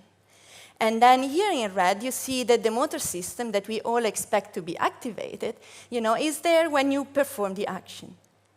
Now what I can do is to show you another movie, not another movie, like one movie of somebody performing a similar action. And I can map, again, your brain response to seeing this someone. And that's what you see here in blue. And what you want you to notice is that these blue blobs, okay, actually fall within the red circuits, the one that makes me act. And this suggests that in many cases, maybe in order to understand the other individuals, what we do is we reactivate and we use the brain mechanism that make ourselves move. That's an easy shortcut, because I don't know anything about you, right? So I'm just using myself to interpret what you do. And now, what I could do next is just ask each of every of you to tell me how heavy you think that this object is, right? I can collect all your responses and plot it. Oh, this is not good. And plot it here on a graph. And I can conclude, okay, that you are in average 60% accurate. Okay, but now, if all these circuits that you see in white helps me to understand and perceive the actions of other people, if I now go and perturb the activity in that circuits with method that really allow to temporarily perturb the activity in a reversible way, I can again ask you to tell me the weight of the object while I'm perturbing this region and plotting your performance again. And we see that when I perturb the regions that I believe they help you to perceive the actions of others, then you indeed become worse in understanding what the action means or what the action carries. Okay, then once we have learned that, we can run a couple of experiments on a similar kind of structure in which, for instance, I place you in the scanner, I start touching your legs to map how you sense and what you feel. And then I can also show you videos of somebody else being touched, and I can again look for an overlap, the white blobs. And what about emotions? Because that's also what we mostly associate with empathy. I can do the same. I can ask you to come in. I can give you a nice anesthesia mask in which I can puff some very disgusting odorants. And I can map the activity of the brain that reacts to these bad odorants or bad taste. And I can show you a movie of somebody else drinking from a cup. Would you drink from it, by the way? No, I hope so. And when you see somebody drinking from this cup, you again activate the very same region, which is the anterior insula, in this case in blue. And again, this region overlaps with the region that makes me feel disgusted. And if you have a stroke, or you have a tumor, for instance, that makes the insula not work properly, then I will lose my ability to actually perceive disgust, to be disgusted. So if somebody would offer me a nice molded nata, I would just happily eat it as nothing happened. And at the same time, if the insula doesn't work properly, it will also impair my ability to recognize disgust in others. And this is also true for pain. If I feel pain, if I receive pain, or if I observe somebody being in pain, again, we have an overlap in our brain between the regions that make me normally feel in pain and in response, that basically these regions become reactivated in response to the pain of others. And the activity within these regions also correlates with the intensity of the pain, okay, as Marta also pointed out. And and again, if I now ask you to tell me how much pain you see in this kind of stimuli, right, and I plot it against how I think this, or how much pain I gave to the person in the videos, I see that they have a very nice correlation. And if I perturb the regions that I know that are involved in perceiving the pain, I see again that this correlation is perturbed. So here we have accumulated more and more this evidence that this overlap is important for you to correctly perceive what goes on in others. But not only about perception and sharing, these regions may also influence your decisions. So if I now give you some money, okay? And I give you the options to give up some of the money in order to reduce the pain of another person. And if now I go and perturb again these regions that are involved in sharing the pain of others, what I will see, is again that your ability, that your decision become a bit more random, simply because you stop perceiving and attributing what you see, the pain that you perceive, to what it feels like, right? to how much money you want to donate. So what I think is that as the pain that I feel when I hurt myself serves as a motivator for going to remove the cause of this pain, we also believe that reactivating brain regions that are involved in my own feeling of pain when I observe somebody else in pain can serve, in a way, as a motivator to help other people. Okay, I see pain, it makes me feel in pain, and now I act upon it. So what I've shown you so far is basically that when we are together, I can perceive your actions of sensation and emotion, and this means that I reactivate brain regions that are normally there for making me act, sense, and feel. And if I now play around with this activity, I don't perceive anymore as well as before. I don't share the emotions as well as before. And also that being there, these activations can also influence my behavior and the way I decide to act upon it.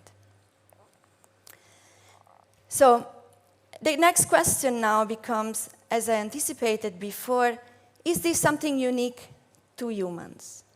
Well, the answer I can anticipate you, it's no. And with the way we now are going to look at is very similar to what also Marta does. We work with rodents, both mice and rats. And now we can place two animals together to habituate to the environment and to habituate to each other. And then a few days later, what I can do, I can give a small shock to the demonstrator. So the demonstrator will be freezing because he's scared. He cannot escape. There is no way he can escape from that place. So here what I can plot now is the amount of freezing over time during the baseline period, where I expect nobody to freeze, or during the delivery of the shocks. And what you see here in red or orange, brown, you see the response of the demonstrator. So the demonstrator received the shock, and indeed it starts freezing in response to it. But look what happens in blue to the observer. He was just witnessing the demonstrator. Nothing happens to the observer. There is no way that he could have gotten the shock himself. And nevertheless, after a while, it also starts freezing. Okay. So somehow the state of this animal has been transferred to the observer. And most importantly, if I now, before the test, I take the observer and I make it experience what it means to receive a shock. So in a separate phase, in a pre-exposure phase, I give a small shock to the observer. And then I place him back together with the demonstrator. And on the day of the test, I give the shock to the demonstrator. What do we expect? This is what we expect, right? The two curves almost are identical, suggesting that our own experiences with what we're going to observe, will amplify our reactions at the moment in which we will observe them. Okay, and more similar are the experiences that I have in the past to those that I'm going to witness. Higher my attention and my response to them will be. And most importantly, the demonstrator is basically transferring its emotional state to the observer. But we now have also a lot of evidence that the observer itself will transfer emotion back to the demonstrator. So if the observer will be a calmer animal, then the demonstrator will also freeze less. So there is always an interaction between the two individuals. The information is not one way. It's always bidirectional. And I think that as humans, we are very well aware of that feeling. So why do we evolve this ability to share? Okay, the answer is kind of quite simple, I think. As Marta also pointed out, it's very important that we understand whether the environment we're in is a safe environment or not. Okay, so if now I'm a rat here and a cat appears, I will be scared, so we start freezing. But what about this rat? This rat does not have access to the cat. He will not see that the cat is there. But this rat has access to the other rat, right? So this will perceive the distress of the animal and then start freezing again. And now the cat goes away. The animal with the information, we say, okay, now it's time. I can go. There is no danger anymore. Okay? And now the second animal basically can also learn from the previous one that there is no dangers anymore. And then everything is fine. And at the end, if you think of us, we also developed tools to amplify this situation, right? We've heard before also the example of the car. We have red lights in the car because sometimes, you know, we want to, the driver in front of us has access to information that we don't. And now we amplify them also by having the red light behind the car, so we can decide whether we want to slow down or whether we want to overtake. So sharing the emotions of others might have evolved to perceive the safety of the environment. But this does not prevent the fact that maybe sharing the emotions of others can also, as I've shown in humans as well, help to develop some other regarding behavior. So for instance, this animal can be taught to press levers. And now, as a consequence of pressing a lever, he receives a reward, which is a food pellet. They like sugar pellets, yeah, like kids. And both of them give the same reward, but one lever is harder to press than the light lever, than the other one. So the animal will develop a preference for the lever that is easier to press, as probably many of us. Now I can play a trick. So now he goes for his preferred lever, and when he presses it, what I can do is to deliver a shock to the observer. Would it change its preference, or would the preference stay the same? Well, in our case, most of the animals would switch towards the non-preferred lever in order to reduce the amount of shocks, basically, that we deliver to the other. And you see it also here from this graph. So if they have the preference about 80%, now they will go down to 50%. You will see here that it's not a total reverse, right? They will more often switch, but not all the time. And also, not all the animals will switch, but many will. This parallels very much also our behavior. I mean, we don't always go to help, right? We do sometimes go to help. And then something that could be also interesting, we were wondering whether there were sex differences. And in our case, in rats, there is none. There are other situations, and in mice, you can also find a difference, but rats, there is no difference between the female and male. And if I now go and I perturb the region of the brain in this animal that is the same or considered like the homologue of the regions that in humans is active to the pain of others. So if I now go and inhibit that regions in the animal, what I see is that the animal will never switch again. Now the animal will stick to his own preferred lever, suggesting again the importance of these regions, in this case was the anterior cingulate cortex, in perceiving the emotional state of others and in deciding what to do as a consequence of what I've perceived. So here in conclusion, despite the emotion sharing could have evolved to perceive the safety of the environment, this also allows animals to become social and to act prosocially. So I think that is also important, the fact that sometimes, even if something evolves with a certain goal, then the environment is so complex that you can also use the same machinery for many other purposes.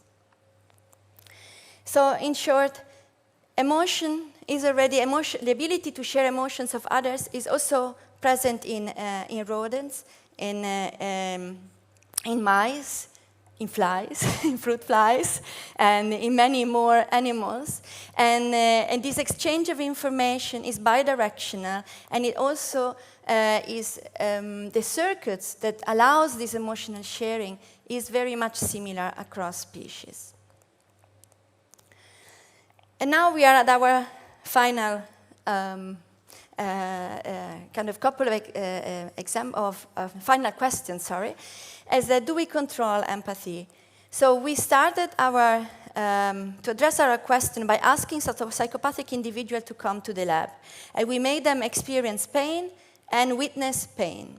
The idea was that because they are able to, so they act often in a non-prosocial way or in an insensitive way, that would have a reduction in these circuits. And when we mapped how they react to feeling in pain, there are no difference between them and a control group. But now when we compare them, when they witness somebody else being in pain, then psychopaths have reduced activity. So we thought, okay, this confirms many of the theories that are around. And indeed, psychopaths are insensitive, and if these circuits help us to share the emotions of others, they have a reductions that explains why they don't care. But that's not the whole story. We've heard a lot of stories that describe, but he was such a nice guy. I cannot believe he murdered his wife. We hear it all the time. So we asked our psychopath now to empathize with the person in the video. And when we do that, all the differences that we found before, basically all the regions that first were deactivated in the psychopath, now they become active again. So there are no differences anymore, basically, between the psychopath and us, suggesting that they don't lack really the ability to empathize, right? If they have a motivation or a reason to do so, they can. But maybe they would not spontaneously do so. So the ability to share is modulated by many variables. As mentioned before, these activities in the brain are more active, they're more highlighted when you empathize with in-group than out-group members. You also recruit these regions more if you are the responsible one of causing the pain to the others. And there is less activity when you're not the responsible one. And also, I've shown you basically with particularly from the case of the psychopathy, that you can regulate these activities. So if I ask you now to empathize with me or with what you see, you will all increase this activity. And even more importantly, if I ask you all to do the same now, you will synchronize your brain activity. Suggesting that all these habits that we have to do, group activities, right? If they really enhance, they make us in sync, and they increase also the opportunity to listen and to share more. So I want to conclude here by explaining that in the field you often see this debate, you hear this debate of whether empathy is good or bad. And I can list you why it's good, I can list you why it's bad. But after all, it's not about being bad or good. A knife itself is neither good or bad. It's how you use it that makes it good or bad. And empathy is the same. It's a tool that all of us have. And context matters. It can be, dependent by the context you're in, or also who you are, or your motivations. You can, all these things can affect empathy, but you can still regulate it, making you in a certain way responsible of whether you choose or not to empathize. And with that, also apologies for taking probably a little bit more time, and thank you all for the attention. And one big thank that I cannot forget is to all the people that also help to realize this work, because science is not just the effort of one person, but it's the effort of many, many, many people, and we all work together to reach our results. Thank you again.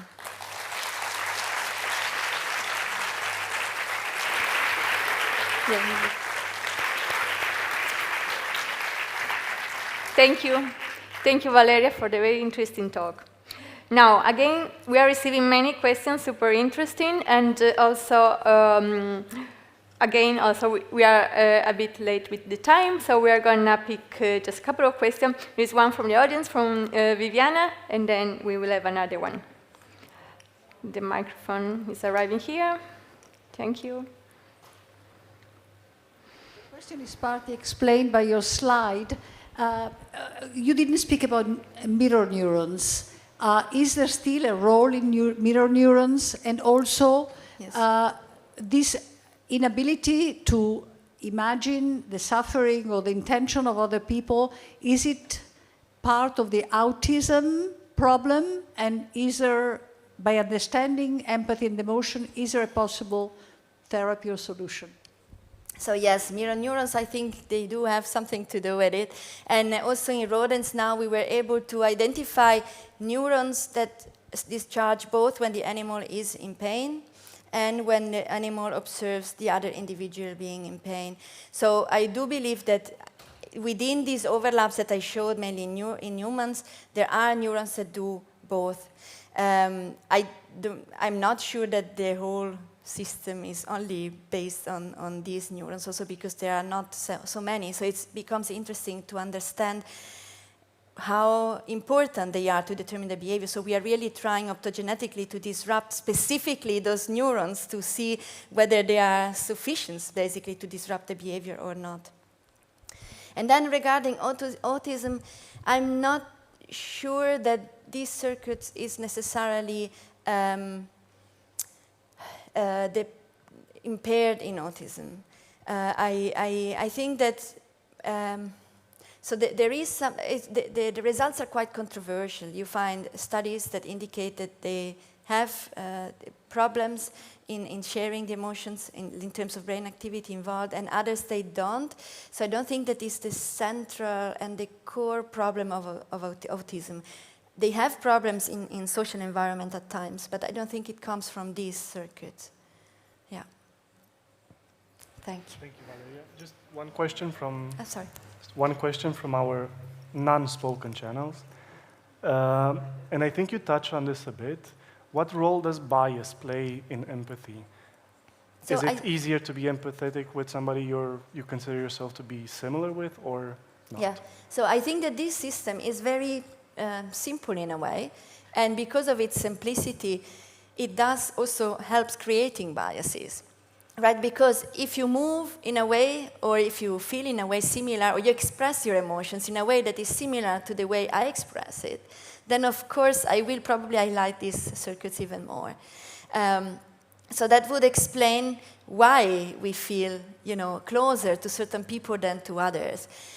And these, in terms of community, can also have some, importance, because of course it's a balance between the energy that you want to invest in something, and it's kind of known that you are more willing to invest energy for the closest to you, and then further they are, less willing you are.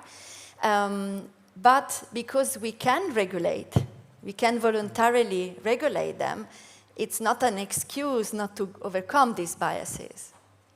Yeah. Thank you. Thank you.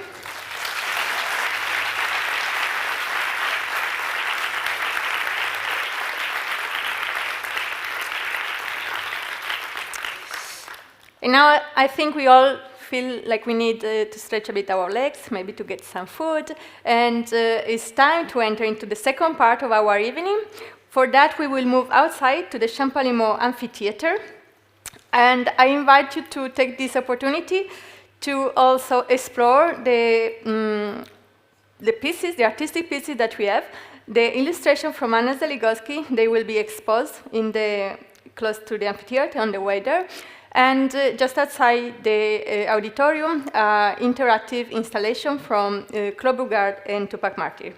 I also invite you to take this opportunity to chat with the speakers and the artists, because we are receiving so many interesting questions, and we are very sorry that we can only pick one or two.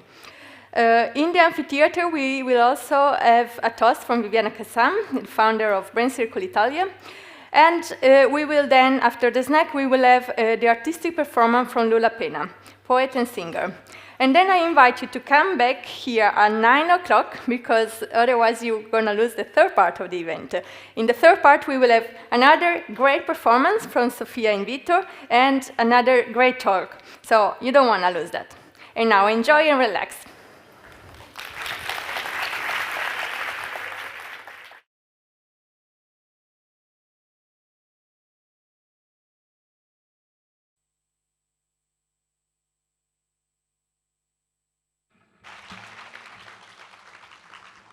Thank you very much. Actually, we had this wings event was an exercise for you to freeze, or to flight, or to, I forgot the third one, but I propose a third one, which will be a voyage, musical voyage. Enjoy.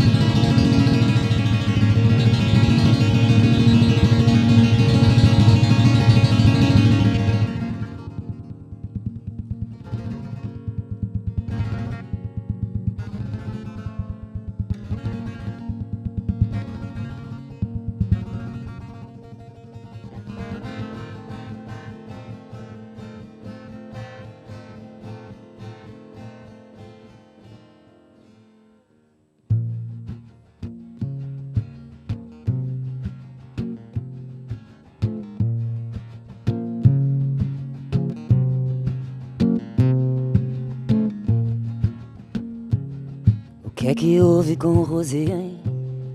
O que é que houve com Rosé? O que é que houve com Rosé, hein? Com Rosé, o que é que houve?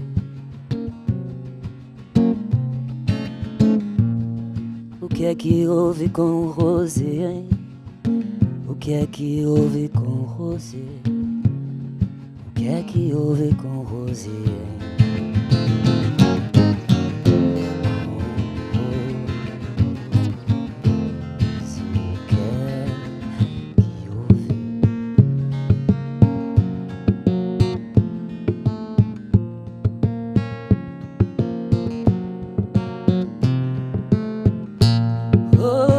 Eu peço a Deus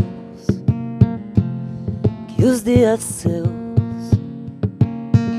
sejam vividos para jamais eu lhe encontrar nessa tristeza incontida, tão esquecida do viver.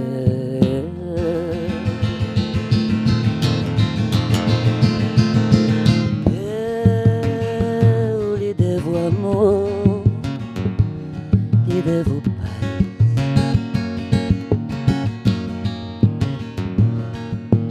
Lhe devo tantas coisas mais.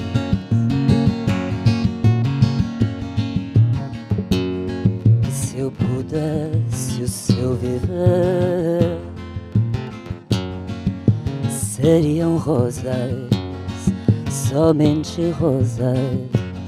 Seriam rosas, somente rosas, e não sofrer.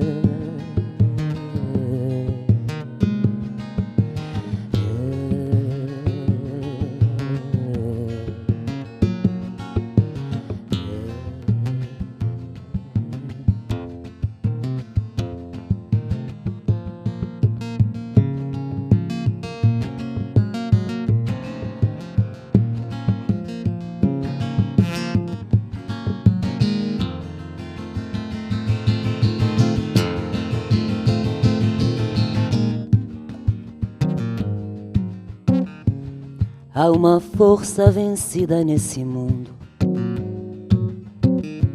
Todo organismo florestal profundo é dor viva, trancada num disfarce.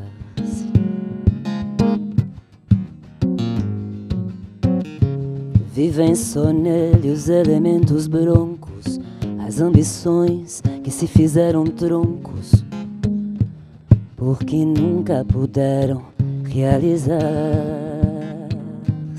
porque nunca puderam realizar-se, porque nunca puderam, porque nunca puderam, porque nunca puderam, porque nunca puderam realizar-se, porque nunca puderam, porque nunca puderam, porque nunca puderam realizar. En el arte de elegir que mire el hombre para dentro, donde se hacen los encuentros de pensares y sentires. Después que tire, ande, tire con la conciencia por centro. Después que tire, ande, tire con la conciencia por centro.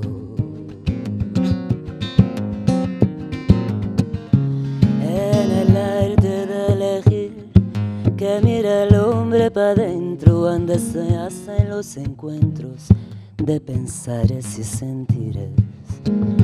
Después que tiran de tire con la conciencia por centro. Después que tiran de tire con la conciencia por centro.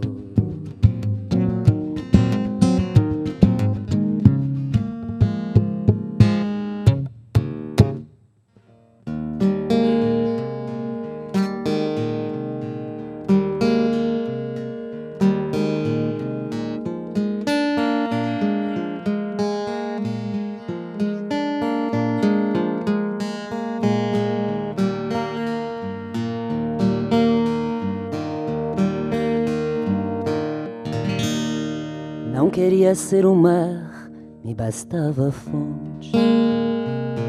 Muito menos ser a rosa, simplesmente espinho. Não queria ser caminho, porém o atalho. Muito menos ser a chuva, apenas o orvalho. Não queria ser o dia, só a alvorada. Muito menos ser o campo, me bastava o grão. Não queria ser o dia, porém o momento. Muito menos ser concerto, apenas a canção.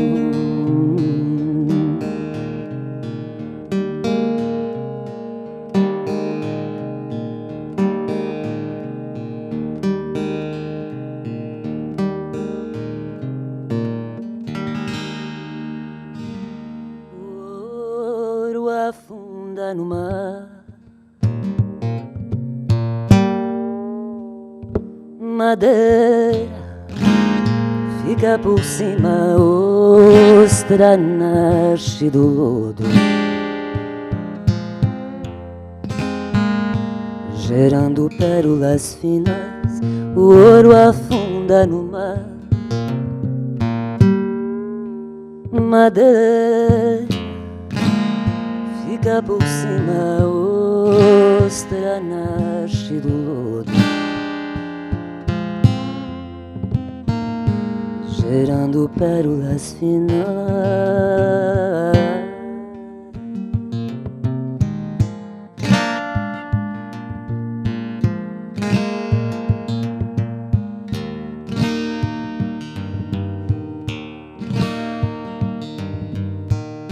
Na casa dos carneiros 7 candeeiros iluminam a sala de amor. São 7 violas sem clamores, são 7 cantadores, são 7 tiranas de amor para amiga em flor. Partiu e até hoje não voltou.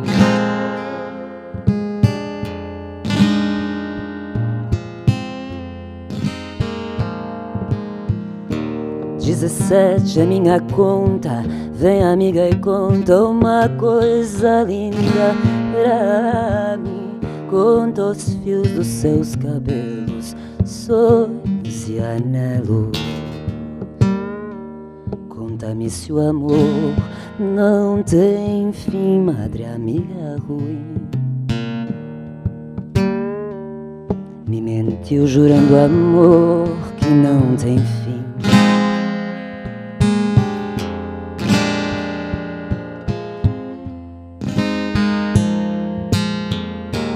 O ouro afunda no mar, madeira fica por cima, ostra nasce do lodo, gerando pérolas finais. O ouro afunda no mar, madeira fica por cima, ostra nasce do lodo,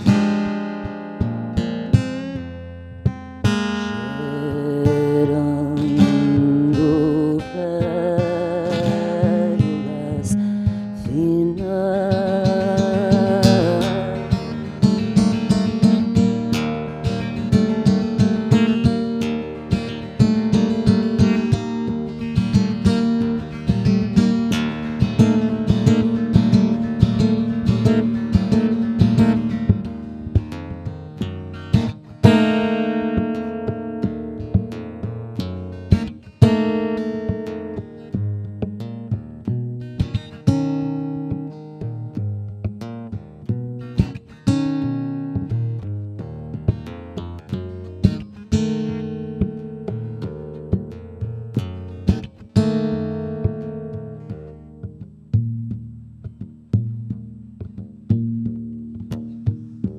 E para o mundo não pisar as avessas,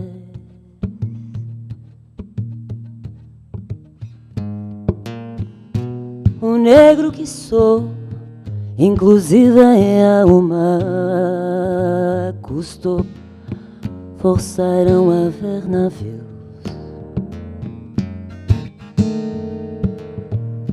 Pois muitos dormem temendo o escuro, crucifixo ao colo quase absurdo. Os que ainda acordam vivos dão graças, sentem-se pagados à flor da raça, sentem-se pagados à flor da raça, à flor.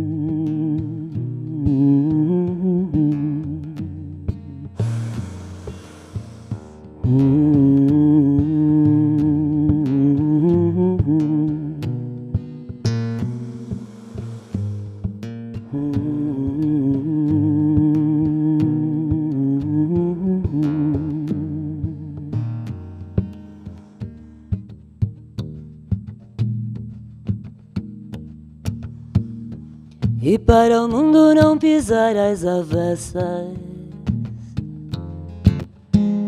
o negro que sou, inclusive em alma, custou, forçaram a ver navios.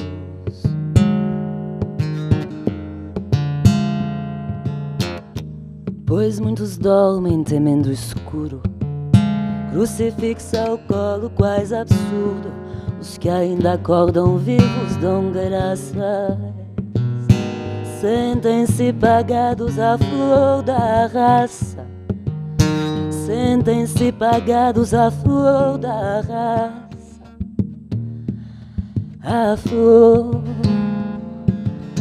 da raça, à flor da raça, a flor da raça, a flor da raça, a flor.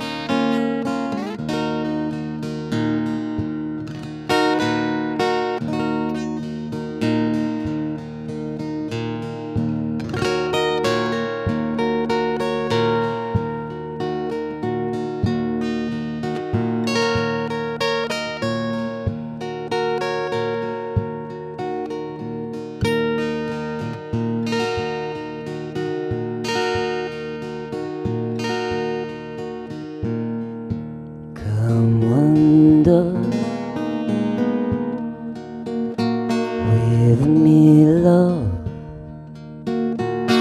come wander with me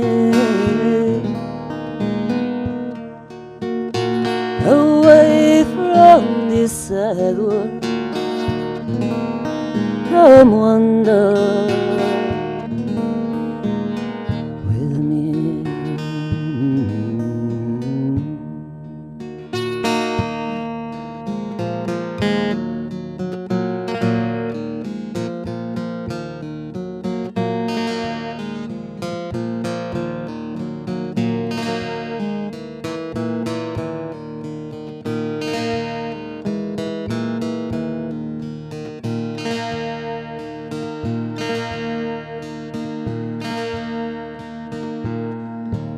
He came from the sunset. He came from the sea. He came from my sorrow and love. Oh.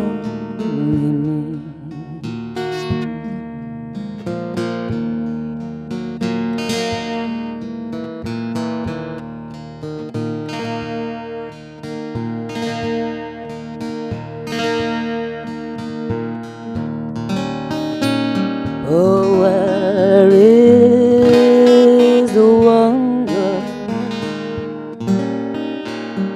who wander this way? He passed on his wandering and can never go away.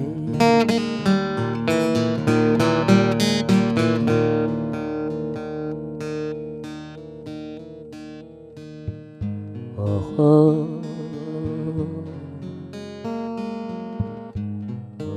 oh, si quieres vivir,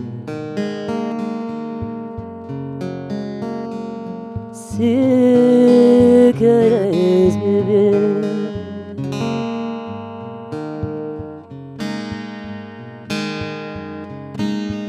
logremos nuestros ojos. Qué amor que entra por los ojos, Morelosa de salir, morelosa de salir, morelosa de salir.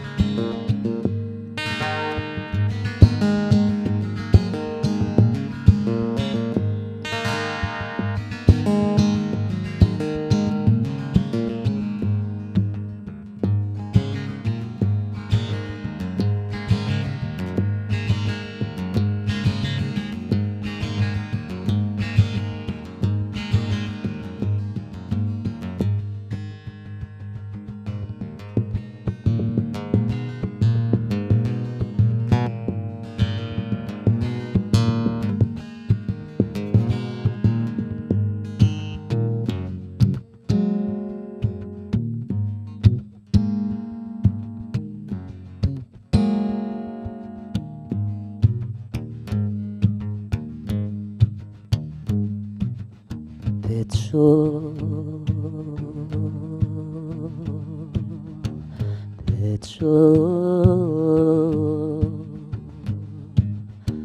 si quieres guarir,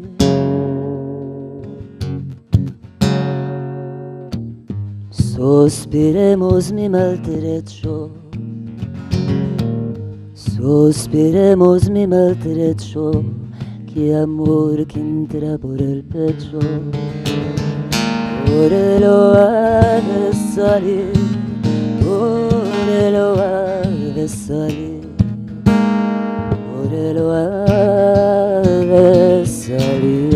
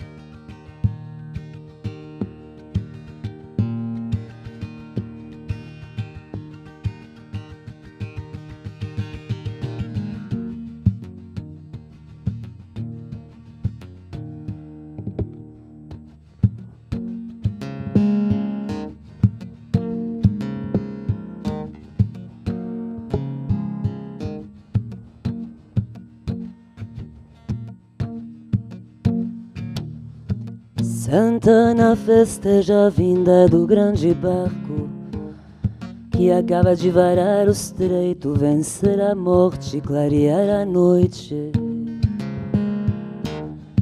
Em breve de Marajó,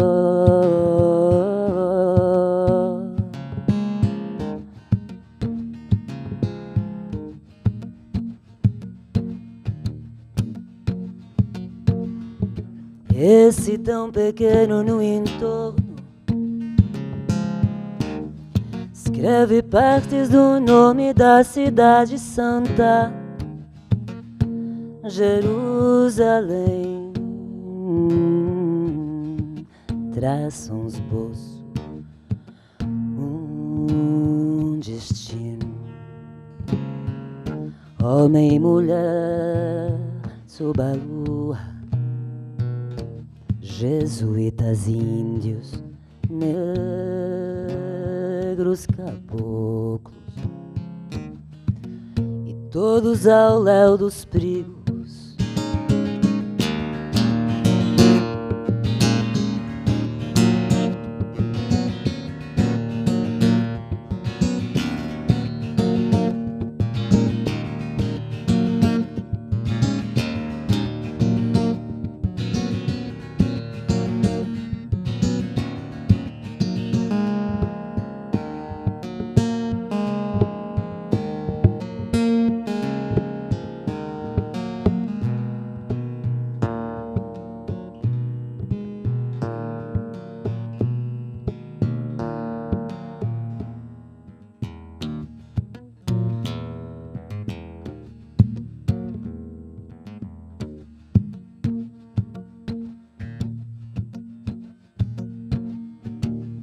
Tantos barcos a passar deixaram no escuro orações fortes, breves, resumos, amuletos.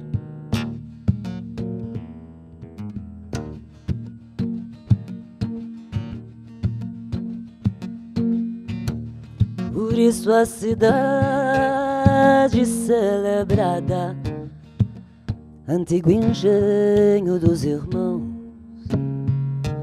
e o nome que a eterniza em seu aflito pedido de proteção. Que sobreviva aos decibéis, ator de dores, e a tantas, tantas, e a tantas, tantas, pra que sobreviva aos decibéis, ator de dores, e a tantas, tantas, e a tantas, tantas, e a tantas, tantas, tantas cobiças, cobiças, cobiças, cobiças, cobiças.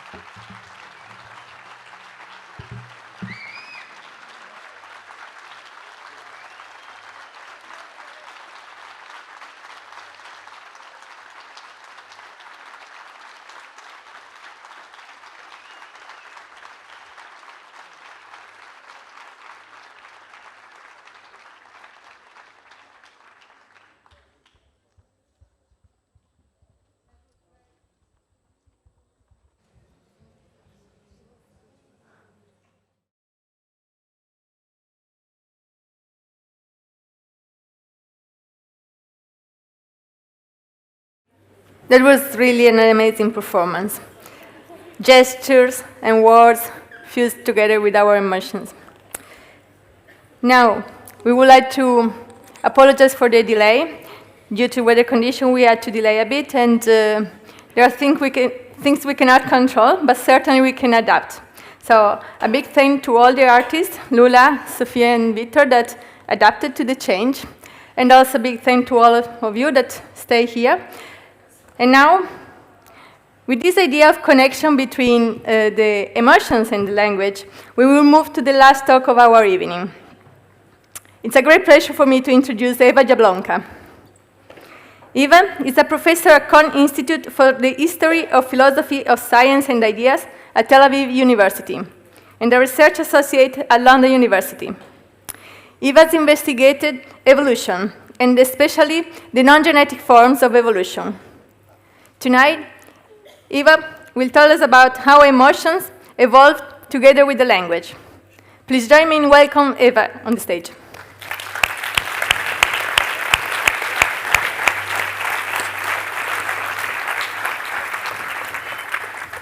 Do you need the...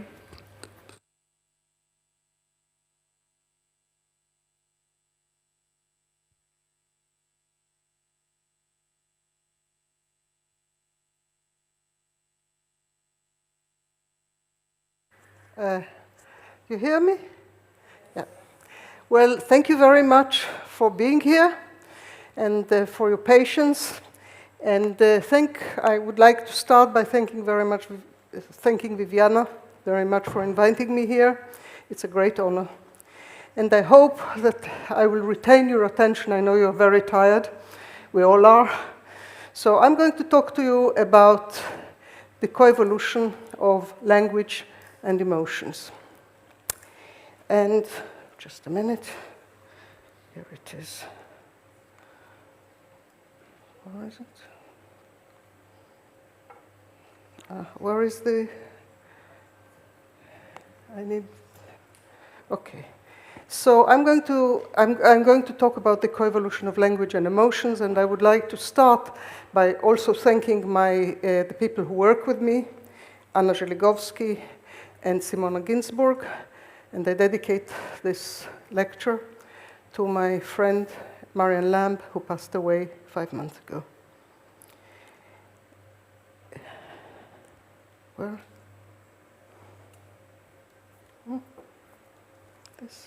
This one. Okay. Thank you very much. So when you're thinking about the evolution of language, as I have been, one of the things that you become aware of is that there is a big lacuna in the way that we think about language. There is very little discussion of the relation between language and the evolution of language and the evolution of emotions, and of course, and the control of emotions.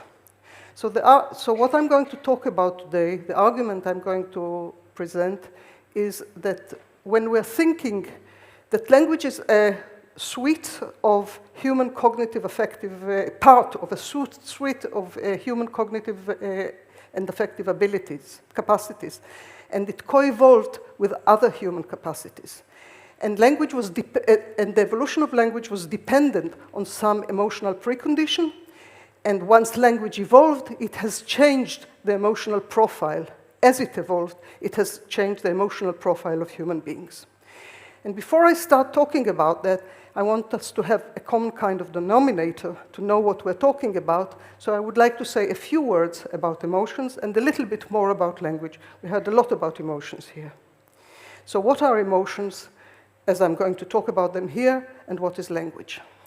So the first thing I want to say is that this year, it's 150 years to the publications of a very important book by Darwin, The Expression of Emotions of Men and Animals. Exactly 150 years. He wrote it. He published it in 1872, and it was a bestseller. Now, the way that I'm going to talk about emotions is not the way that Darwin talked about them. He talked about the expression of emotions, and the way that he thought about the relationship between the expression of emotions and the feeling of emotion was not exactly the way that we're thinking about it today. This has been explained to us today in some detail, but I will say just a few words about it. Emotions are developmentally constructed mental experiences of bodily states. This is what we call feelings, and they involve interactions with the external environment that guides all kinds of responses and actions. And we have emotions that include responses to kind of negative interactions with the environment, such as threats, loss, or attack, and this leads to fear, to sadness, to anger, and also sympathetic reactions, interactions that lead to joy and gratitude and love and things like that. And the point is that the emotions are constituted by physiology, by bodily reactions. They are not something that is separate from them. And this is something that is based on the ideas of William James and Damasio. So this is the kind of notion of emotion that I'm going to talk about. And we heard a lot about it, and we heard a lot about this bodily constitution. Bodily means, of course, the brain, but not only the brain. It's the way that the brain interacts with the body. Now, what is language? This is a huge subject. I'm going to talk about a functional kind of a functional definition or a functional characterization of language. And that is that language is a communication technology for instructing the imagination. So when I'm talking to you, I'm instructing your imagination. This is what I'm doing. And Wittgenstein, the philosopher, has said it very beautifully, in fact. He said, uttering a word is like striking a note on the keyboard of imagination. So the ability to imagine preceded the ability to communicate about the imagination. But we are the species who can talk about the virtual world, who can communicate about virtual worlds. And I want to say a few other things about language, that it is a system of conventional signs and norms of communications, conventional norms of communications, which are constructed through social negotiations and during evolution, linguistic evolution, through cultural evolution. And ordered chains of words are used by speakers to intentionally and systematically instruct the imaginations of their listeners in the process of imagining their intended meanings. So what we do when we talk, the listener uses words as scaffolds. She or he raises past experiences from memory and then reconstruct and recombines them to produce a novel imagined experience. This is how, so the important point is that imagination and language are very, very strongly connected. And the way that I believe that imagination evolved is it was initiated through the cultural evolution, like literacy. But unlike literacy, it was partly genetically assimilated. And here is a quotation from a very great evolutionary biologist of the 20th century, Conrad Waddington, who said, if there were selection for the ability to use language, then there would be selection for the capacity to acquire the use of language in interaction with the language-using environment.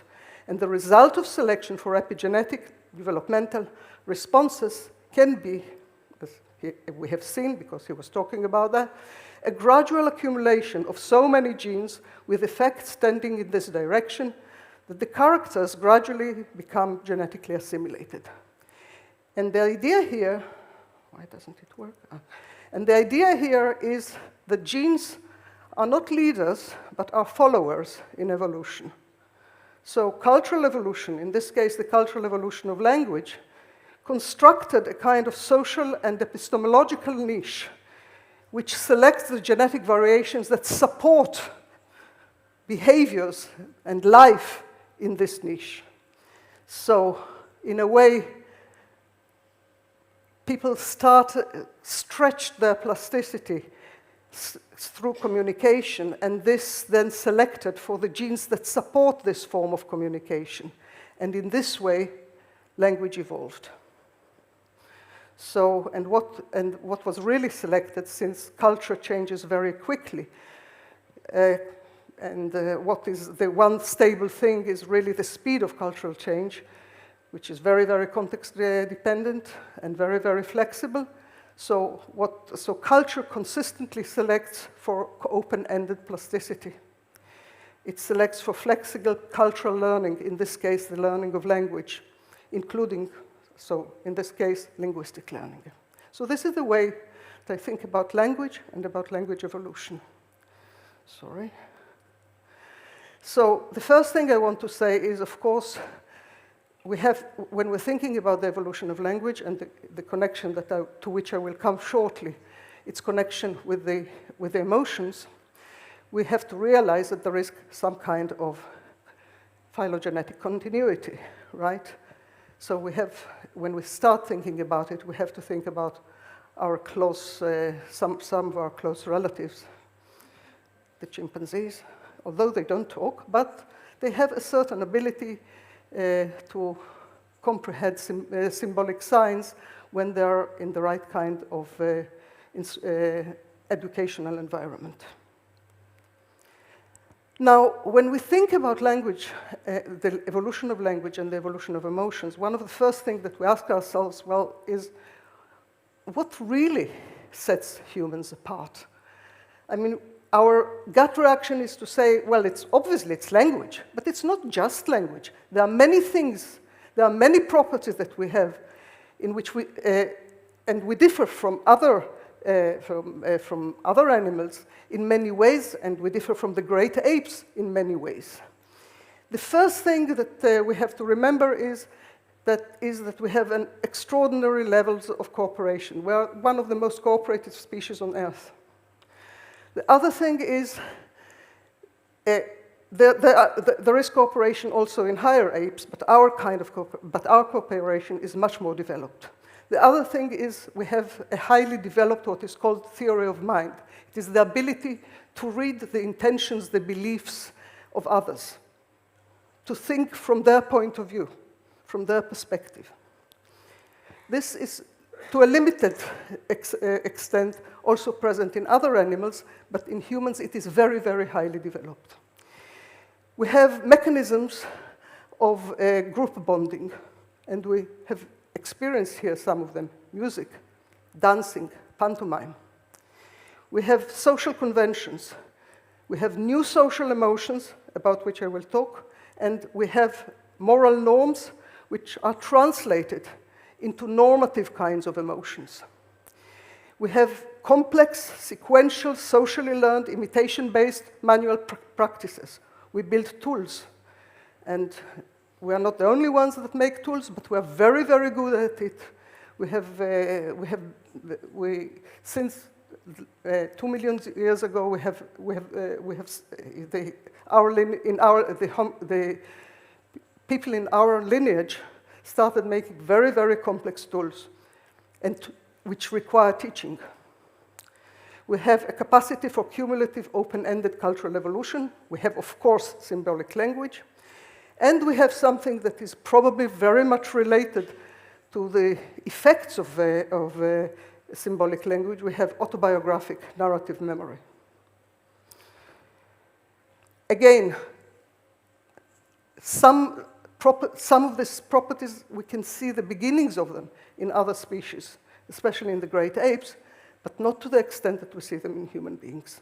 And there is a very nice sentence, a very nice phrase by Kurt Vonnegut, who said, "Tiger got to hunt, bird got to fly, man got to sit and wonder why. We are seekers of patterns. We look for patterns in the world, and we're curious about this kind of things."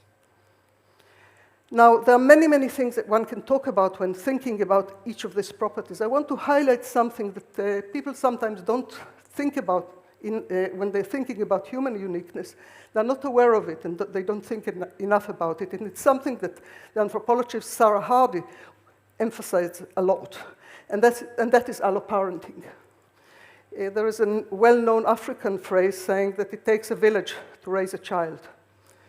And it's true, in human children grow very slowly, they have a long childhood, and yet among the great apes, we are the species that have the shortest gaps between births. How can it be? It can be only because we're helped, because women are helped. There's sharing in the care of children, and we're the only great ape. Sharing alloparenting, sharing parental care is not unique to humans. We see it in many birds, in some monkeys, but we don't see it in the great apes. We are the only great ape that have this property. And one of the things that you need when you are caring for children that are not your own, and you are not hormonally primed in the same way as the mother, you have to have a lot of patience. And the child also has to be such that it can read you to some extent and not scream all the time, so you don't drop it. And what we need is emotional control, empathy, and mind reading. All these are very important for alloparenting. And they are also, there is a kind of self-sustain, a kind of positive loop, positive relationship between caring through alloparenting, long childhood, which selects for even longer childhood and larger brain and so on. But the important thing from our point of view here is that, that we need emotional control, empathy, and mind reading in order to be able to do alloparenting. And Sarah Hardy argued that our ancestors, the people who started this practice of alloparenting, and it started about 2 million years ago, it seems, were emotionally modern before they were cognitively modern. So they developed these capacities, empathy and for emotional control, before they became great intellectuals with the ability to use language for the instruction of imagination. The other thing that we know is manual dexterity. We're very good tool makers. And as I said, 2 million years ago, and certainly 1.5 million years ago, our ancestor, Homo erectus, constructed beautiful, complex stone tools and bone tools. Now, in order to do this kind of things, first of all, you need to have a lot of patience. It's a multi-stage process. You need to have, again, not only high dexterity and motor control, you need to have very good emotional control, because it's a very long process. You don't have satisfaction very quickly. So emotional control was also a very important part of the evolution of tool making. And in humans, very interestingly, there is an overlap between the brain areas and the brain circuits that control language and those that control manual dexterity. Not a complete overlap, but quite a big overlap in terms of circuitry and anatomy. Now, this is a little bit speculative, and it is related to something that Darwin noted. Humans, when Darwin was talking about the expression of emotions, what he was stressing was the evolutionary continuity between the way that we humans express our emotions and other animals, especially the great apes, express their emotions. So he was highlighting this aspect, the aspect of continuity. But he noticed one thing. He said there is one emotion which is uniquely human, and this is the blush. We are the only ones who blush. We are the species, the blushing species. Now, we don't know when we started blushing, but we know that we blush when we are embarrassed, when we feel guilty, when we feel ashamed, and when we feel pride. This means we are blushing when we see the social gaze looking at us and when we internalize this social gaze. And it is not a coincidence that in the Old Testament, 2nd chapter, knowledge, self-knowledge, and shame are connected. And this is what is written. And when the woman saw that the tree was good for food, and that it was pleasant to the eyes, and the tree to be desired to make one wise, she took of the fruit thereof, and did eat, and gave also unto her husband with her, and he did eat. And the eyes of them both were opened. And what happened when their eyes were opened? They felt ashamed, right? And they knew they were naked, and they sewed fig leaves together and made themselves aprons. And the great sage, Chinese sage, looked at other aspects and said, men cannot live without shame. A sense of shame is the beginning of integrity. And that is very true. Psychopaths sometimes don't feel shame, nor guilt. And the blush is a normative expression, is an expression of normative emotions. It is an expression of the ought, of what one ought to do, of the norms that are internalized. Now, we don't know when it evolved, but I think that one day we shall know, because we shall understand the genetics of blushing, and when we do, you are my witnesses, I think Erectus already blushed. But this is a speculation. So, how did language change the human psyche? Language affected different things that were already partly in place. It greatly increased the imagination, because we are constructing all the time the imagination of each other. And we see it also exercised early in children that begin to speak through pretend play. It affected memory. Through language, it is very easy to convince people that that something happened to them and they remember it. It is very easy for people to imagine things and believe that what they imagine actually happened. False memory is very common and is very, very big problem in the courts. We also have narrative autobiographical memory, and I believe that this is a way of coping to some extent with the problem of false memory. It affected perception. There is a phenomenon called verbal overshadowing. Verbal overshadowing is the phenomenon whereby let's say that you see a burglar, and you are describing this burglar in words, right? And then you are going and you have to identify this person. And there's somebody else who, and there's somebody else who also saw this burglar, but never did describe it in words. You who described it in words will be worse in your ability to identify, to perceptually identify this person will be worse than that of a person who didn't use words in order to describe this burglar. It's a very, very interesting phenomenon which suggests that there is some kind of schematization in language, which leads to some kind of loss. There is a trade-off. Language is not only a great present, evolutionary present, we also pay for it in many, many ways, and this is one of them. So the other thing is that it increased our ability to make tools. Of course, we use language in teaching a lot, so we become better and better cyborgs, and technology and very open-ended niche construction is the result. And there are new emotions. Language led to new emotions and to a huge amount of emotional control.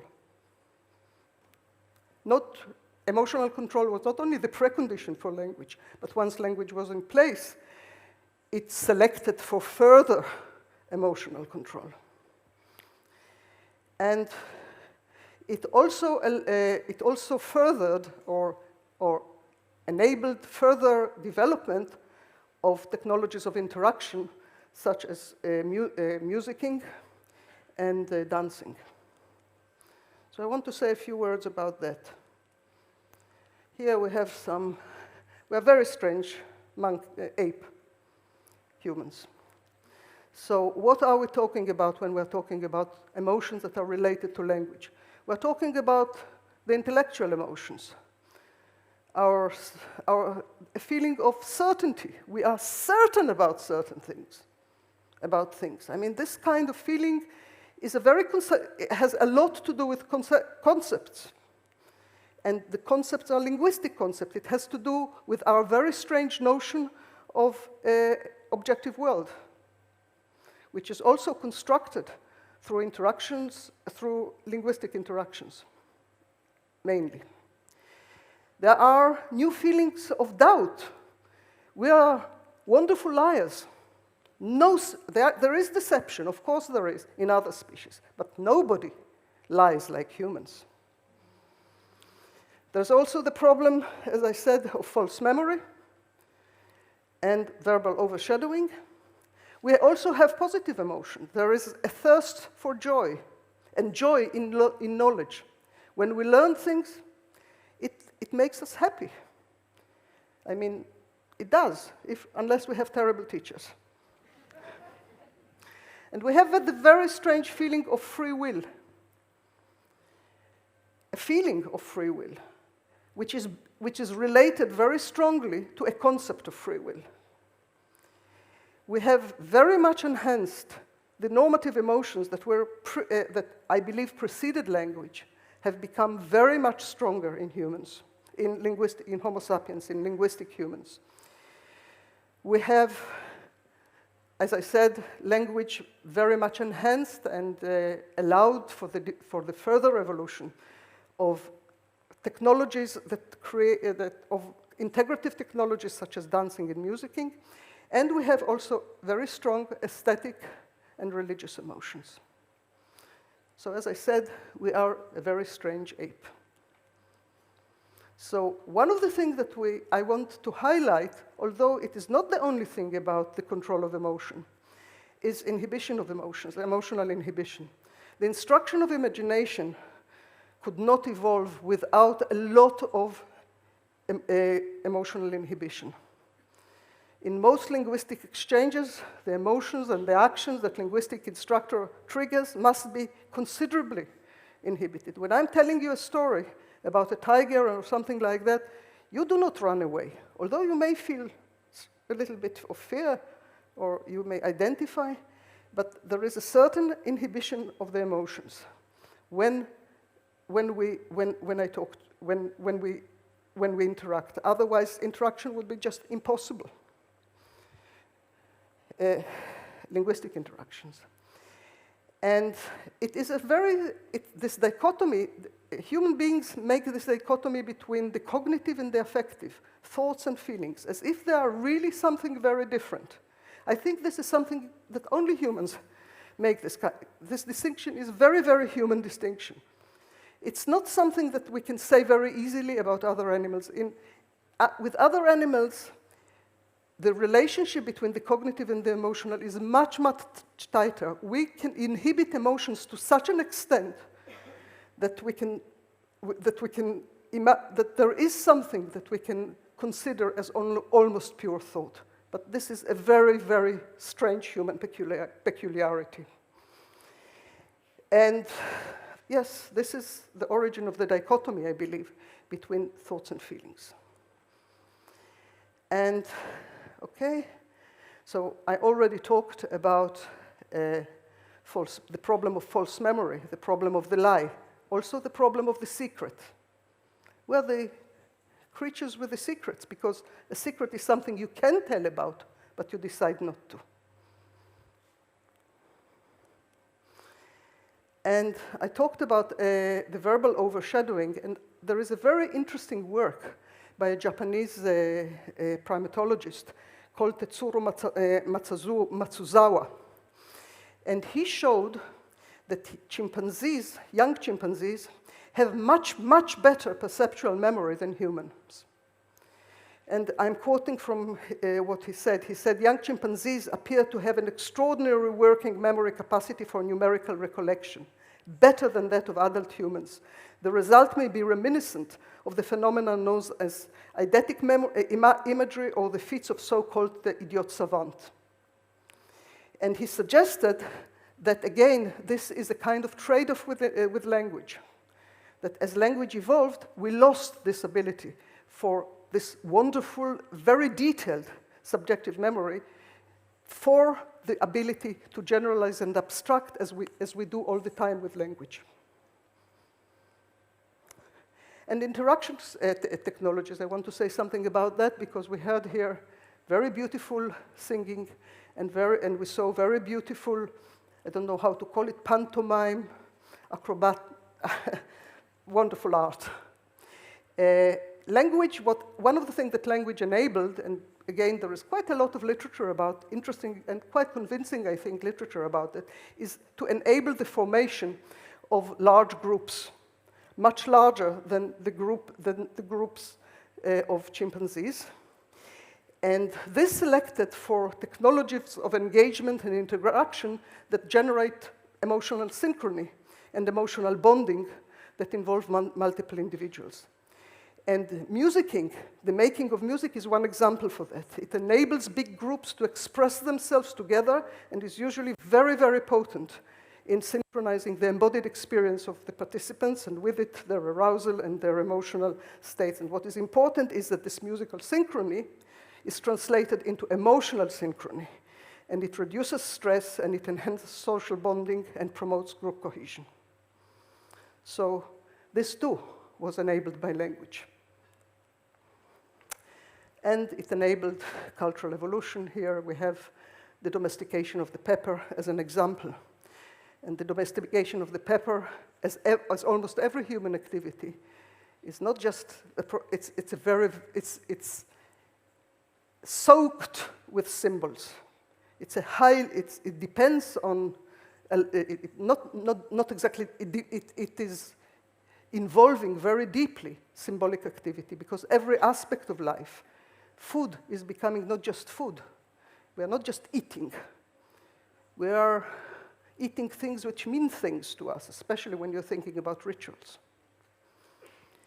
And we became much better cyborgs. And our technology is going in all kinds of crazy directions, and will go on in these directions.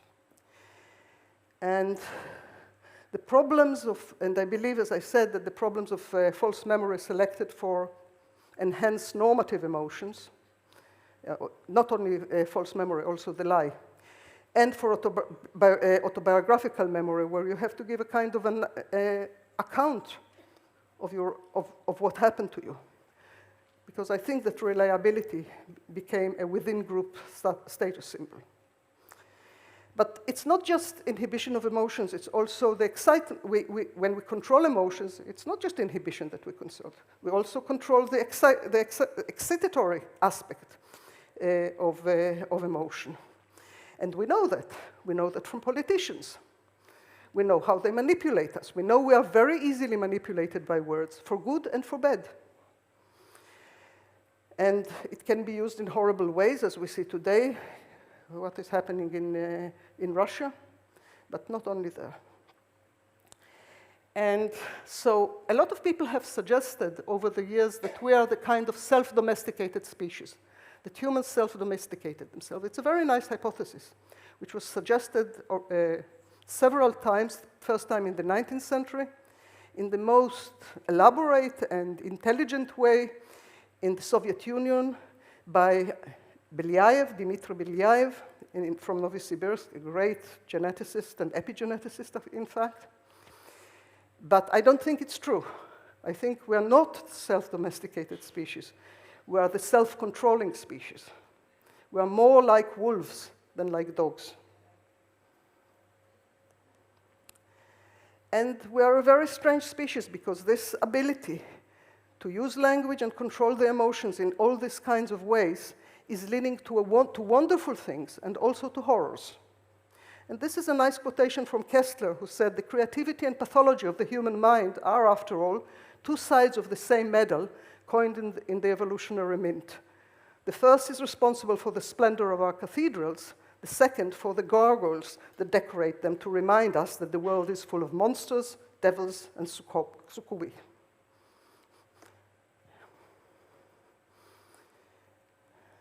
And here are examples of this.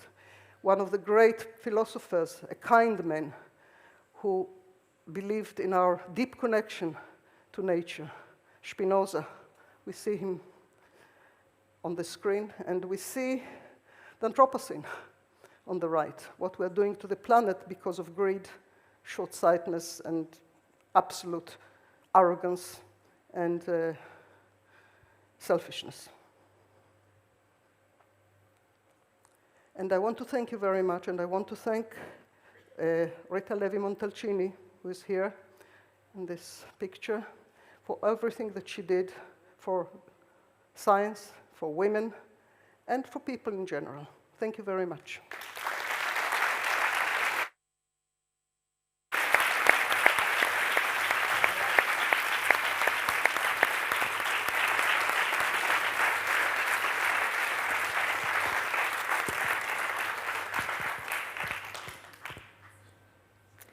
Thank you, Eva. It was a very interesting talk.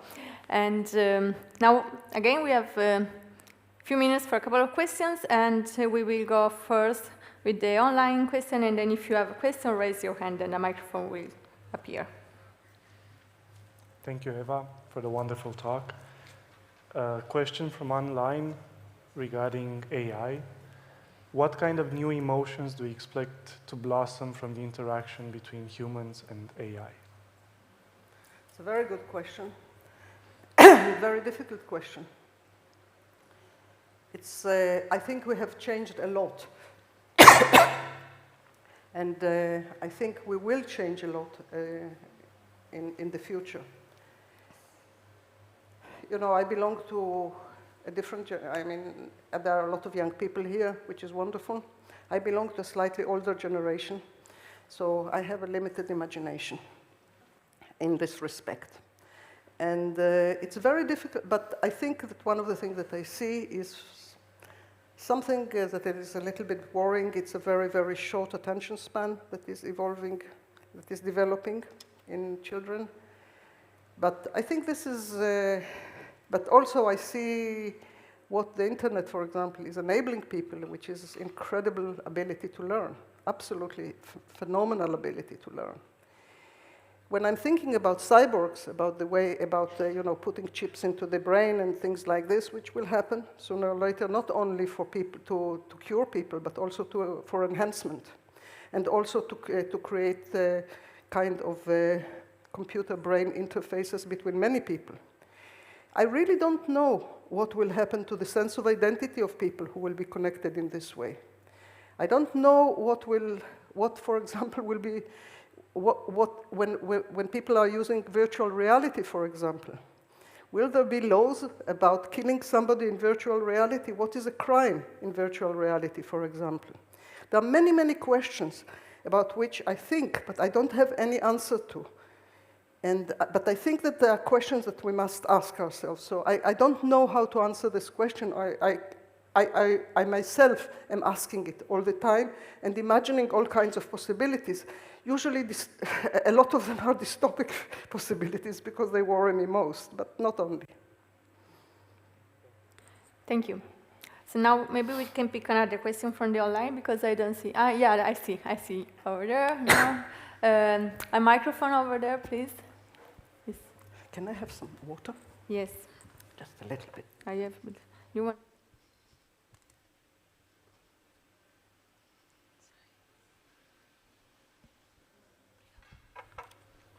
Hi again. So if I understood well, it is not really clear what the evolution of language, what happened, right? So we have our imagination, and that enhances us to begin the process of encoding our world by language, right? If that's so, then theoretically it's possible that we can like steer our evolution, no? We do. Steer our evolution, we do. I think, you know, yes. I think one of the things that language and the kind of is bound, of course, we wouldn't have the technologies that we have today. Without language, it would be quite impossible. And the technologies that we have today, and the way that we evolve as culturally and technologically, yes, of course we steer our own evolution. in many ways. We don't know exactly what we're doing half of the time, yes, but that we do affect our own evolution, there is no doubt about it. As I say, we think that we do it, that we know exactly where it's going. I think we are deluding ourselves about that. But the fact that this is changing the rules of the game and has been changing the rules of the game since language evolved, there's no doubt about that. Look, even before language, if you look at your hand is the product of tool making, of the coevolution of tool making and morphological and neurological evolution. But the first thing that happened was an increased use of tools, of tools selected for all kinds of morphological changes in the hand and in the brain. And the result is the human hand as we know it today, which is not exactly the hand of even our Australopithecine ancestor 3.5 million years ago. Although 2 million years ago, already the hand was pretty similar to what we have now. So even this technology has changed our morphology, our brains, and so on. That the technology today is doing it, absolutely no doubt about it. Thank you. Thank you, Eva. Thank you.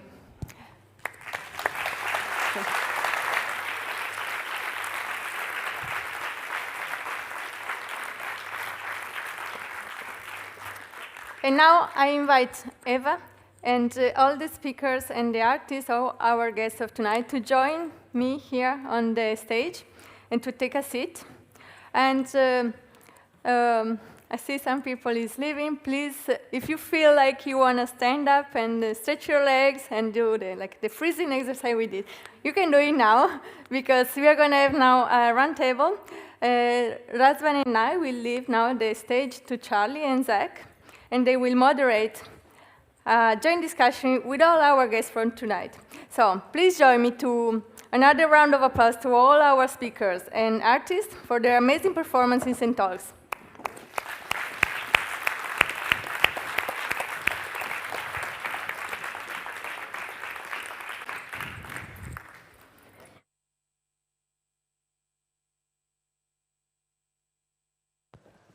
Free to stand up, stretch your legs just a little bit.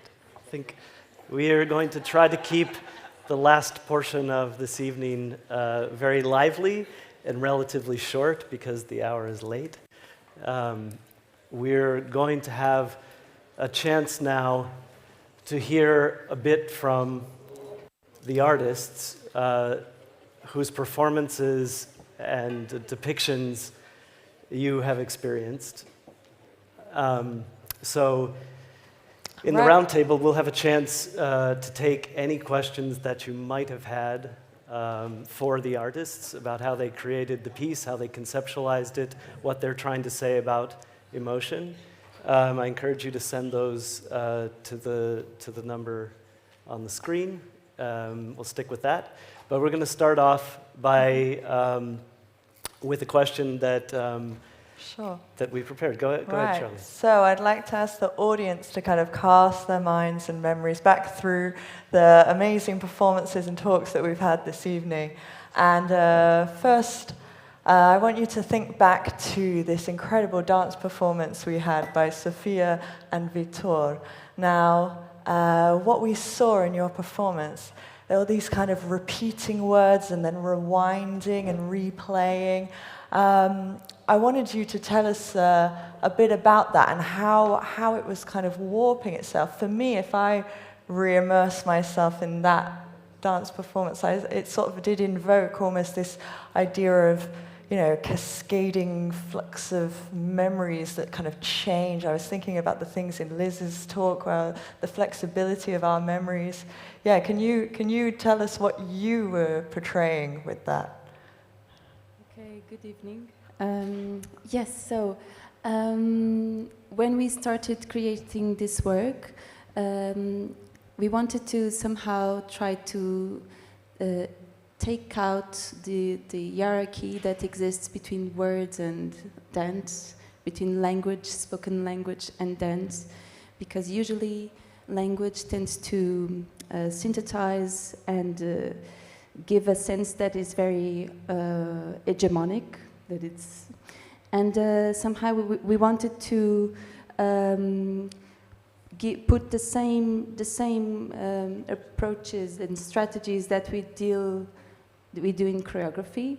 We wanted to put them to words, so to deal with words as we deal with our bodies, and that somehow led us to think of words also not only about their meaning, about their sense, about what they communicate, but also about the peripheries of a word. So the peripheries are the timing, the duration, the musicality, and all this allowed us to create this form that we call the phonetic transformation. So that, like you saw, so it's a word that is repeating, and then if we pay attention to the peripheries of the word, then it starts to transform into another word. So the connection, it's not by sense or by a logic that we are used to, but it's a link which is more attentive to these peripheries. And so that's why it causes this effect of a roller coaster of emotions and meanings that some usually are not put together. So it creates a kind of, you're always traveling in either the absurd or the more emotional thing. So it's, and we were very interested about these connections.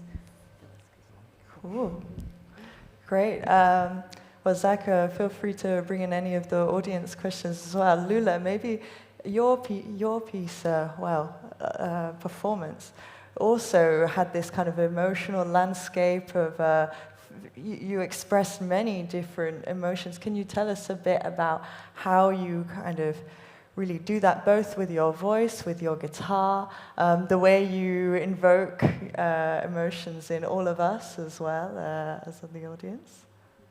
Well, yeah. Okay. I think all the scientists explained how it happens.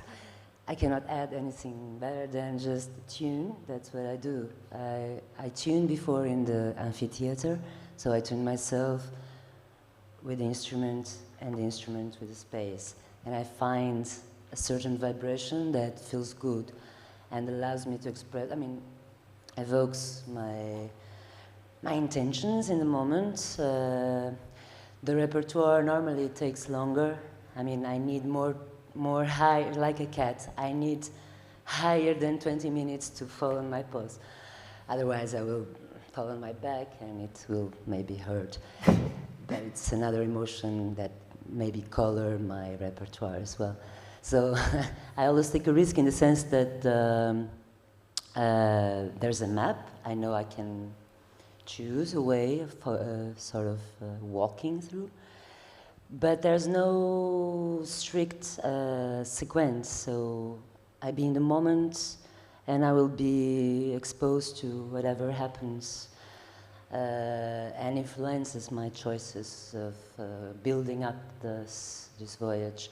So 20 minutes is just, we just starting to, and it's very difficult to create contrast and giving time to that things to evolve and to express. But that's it. It's just I'm a medium in that sense. No more than a rat or a chimpanzee, but with higher qualities. Like Americans say when a musician goes to perform in the United States, alien with special capacities.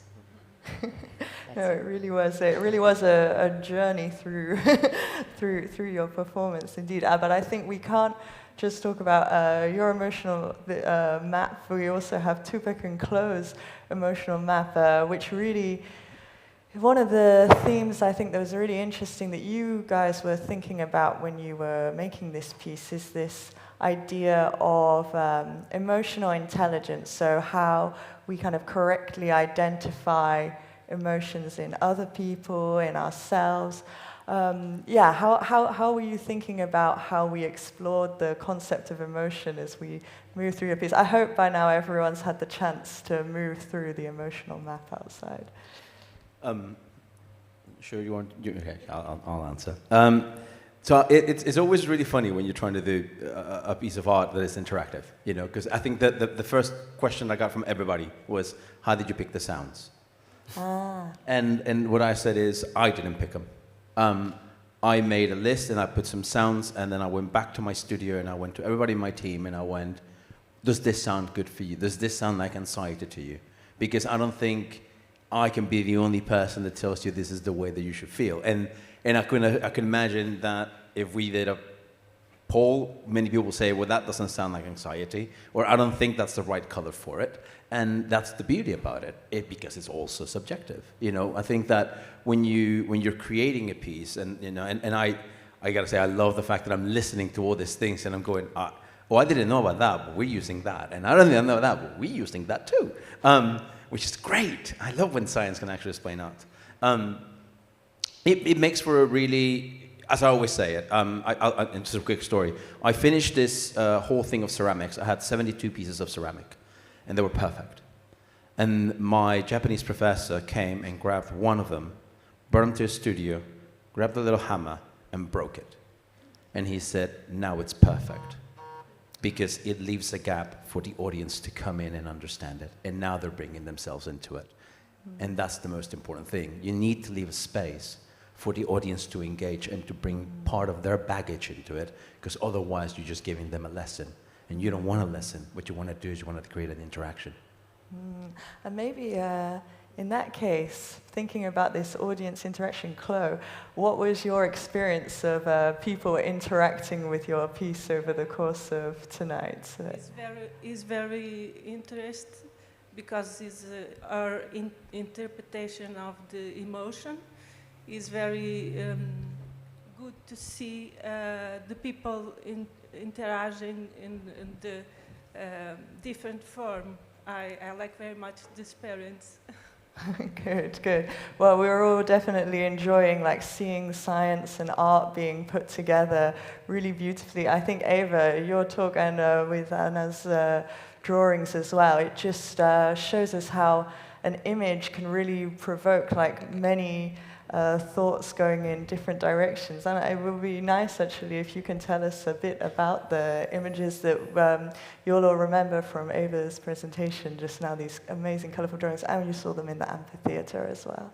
Well, I think I talk a lot, but not with words. She can talk about my drawings. I am drawing, but I'm talking a lot. If you see the original drawing, of course, you see a lot of details, and you need to approach physically to the drawing, to go in and follow all the details, and to speak you with the drawing, or share with me or with yourself, and to tell you yourself your story, because you don't have to read as I read it. And many times I don't understand even what I'm doing. It's like a psychoanalytic approach to myself and also to the others, because as I was a medical doctor, so I have experience a little bit, I think, with people. So it is like sharing what they told me, how I see them, how I see myself in this situation, and sharing all what I feel or not feel. And I can't say any more. I said already there. It's good to know that both art and science can be a bit of an exploring expedition sometimes. Zach, do you want to bring in some of the questions from the audience? Because I know loads of you have been giving us amazing questions. Yeah, there's one question that came up earlier that I think it's interesting in the context of Valeria's talk and Marta's talk, and maybe they would comment on this as well. But the question is for the artists, particularly, I guess, for those involving performance, but maybe for anyone, how do you see using or being affected by this idea of emotional contagion? So you could think about that either between the audience and the artist, or even within the audience. Do you ever experience that? Have you Have you thought about that or worked with it? Anyone could take that. Yes, I think if someone is interested in any art, there is a collaboration or emotional exchange, of course. Once I had experience drawing with a group of mental psychiatrical patients. Everybody could do a drawing, and then everybody could draw on the other drawing of the other. It was wonderful. We didn't speak with words, but we spoke emotionally through drawing, one with the other, one on the other drawing. So I don't know if I answered, but yes, there is a collaboration and I had sharing. this really weird experience about 10, 15 years ago. I was touring with a band called The Faint, and we were at the Metro in Chicago, which is a tiny venue for about 3,000 people. And we were so close to front of house was so close to the stage that the band could see us. And so the band's playing, and the crowd's getting excited, so the band gets excited, and they look at us, and we get really excited, so they get really excited, so the audience gets excited, so they get excited, so we get excited, and all of a sudden it was just this incredible feedback of things. We came out of it, and we were all drenched, and it was just so much fun. Great. Yep, Bart. Yeah. I don't have nothing to say. I have a question. So if we can ask Perfect. also the more the performative pieces that we saw today here, because it seems to me that they were both like Lula's, and you guys were both very immersive in that you get in this sort of almost like trance kind of state. And so I was wondering, if you lose connection with the audience and you become more in your own voyage, you know, or actually you still somehow, even if you're in this trance-like state, somehow sense the audience. Yeah, good. Okay. It's quite complex the way you engage in something while you're doing in the performance, and we do feel that we need to enter in some kind of state. That's true, and it's not a closed state. It's an open state because we are very influenced by the relation we have with the audience.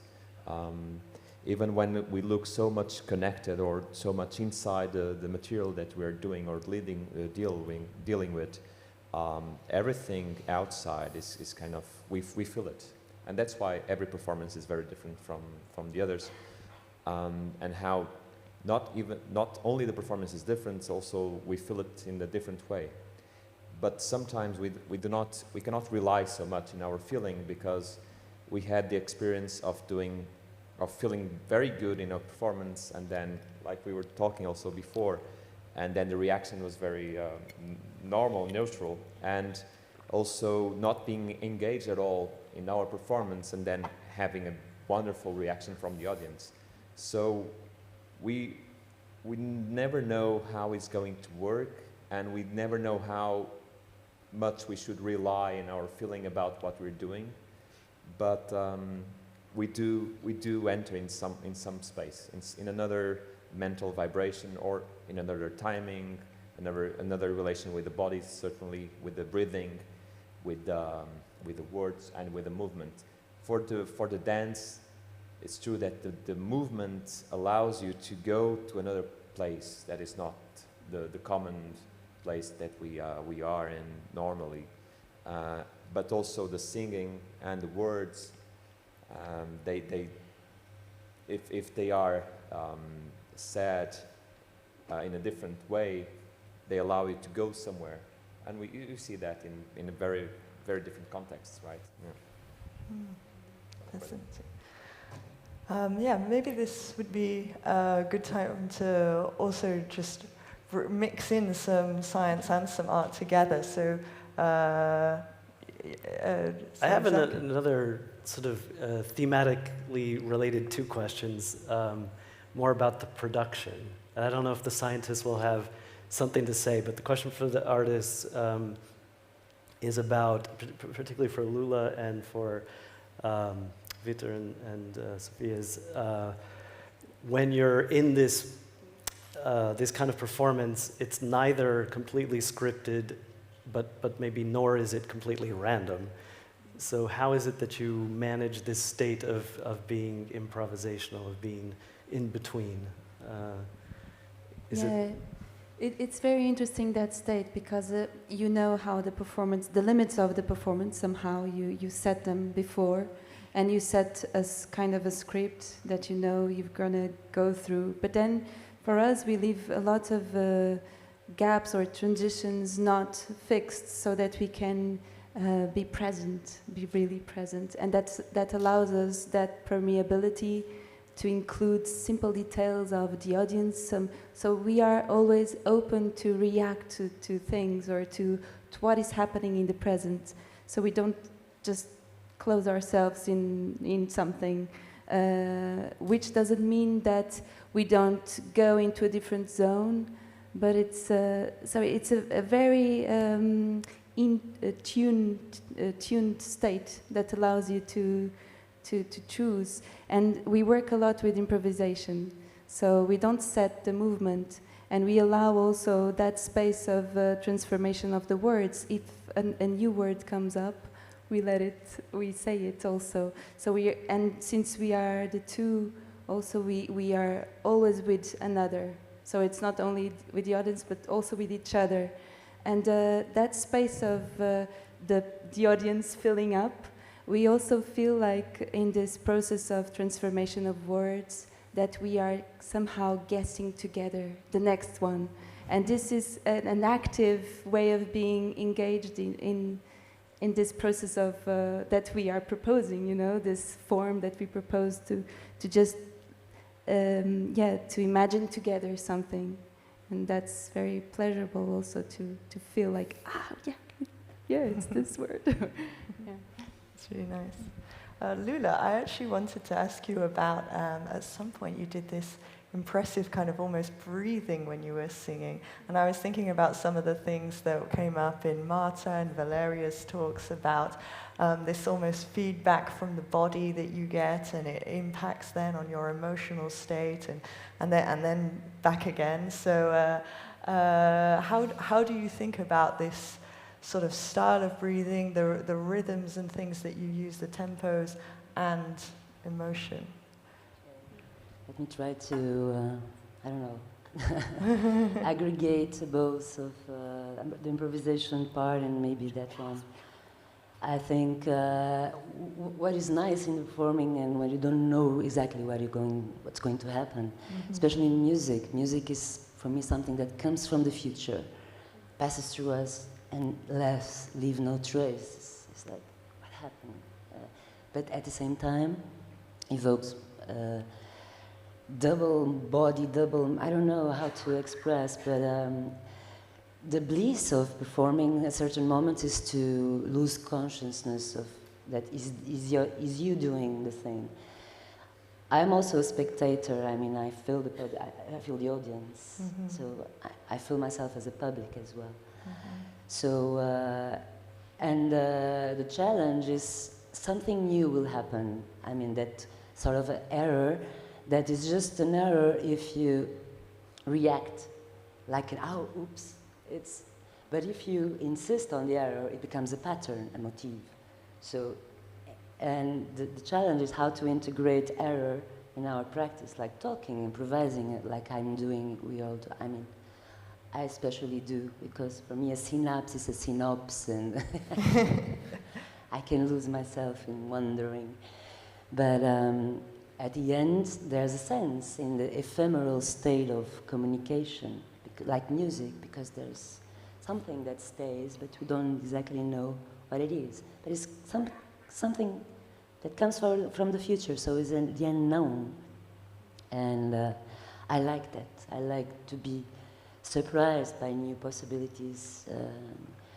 I mean, even in language, I think we need to, maybe it's not inventing new words, but maybe words are willing to become new words, and we are insisting on them to stay familiar, so we use them the way we pretend or assume that they represent.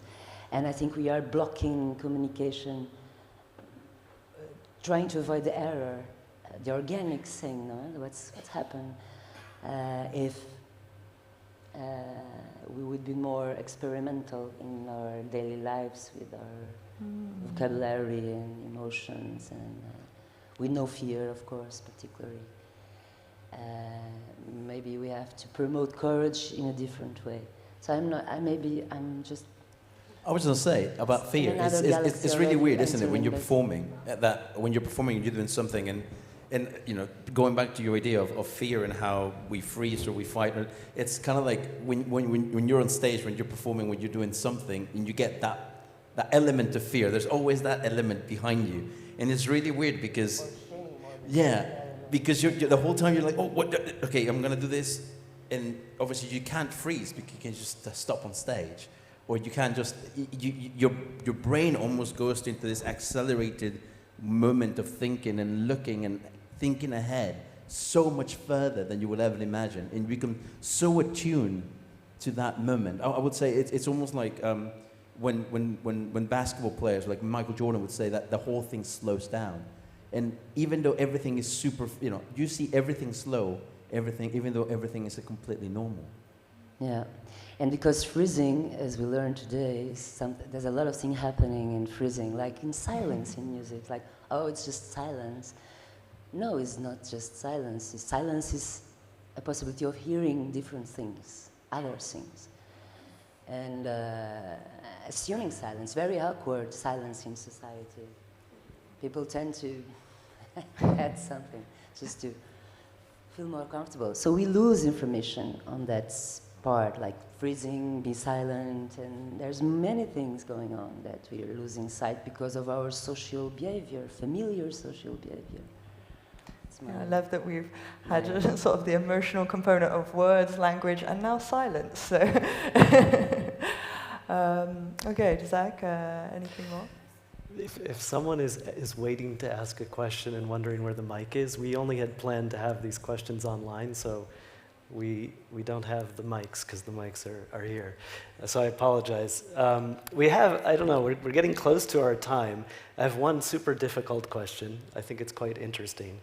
And I'm going to go ahead and ask it, which is about memory and emotion and art, because that pretty much checks all the boxes. So the question is, I think the proposal is art perhaps has a certain kind of responsibility for helping to create memories, emotional memories.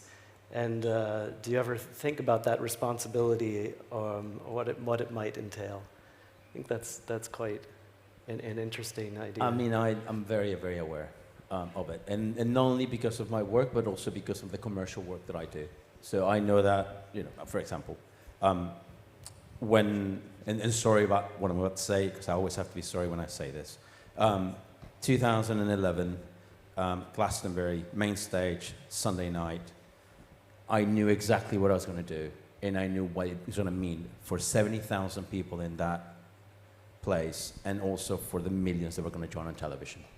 And so the moment that you get on here, 1 minute to air, 30 seconds to air, 10, 9, and I kid you not, when they went 3, 2, 1, and you press go, and everything blacks out, and 70,000 people start screaming, and all of a sudden you see Beyonce coming out, and everyone's just taking pictures, and this and that, and you know that you're making so many people happy at that moment, and you want them to take so many things with them.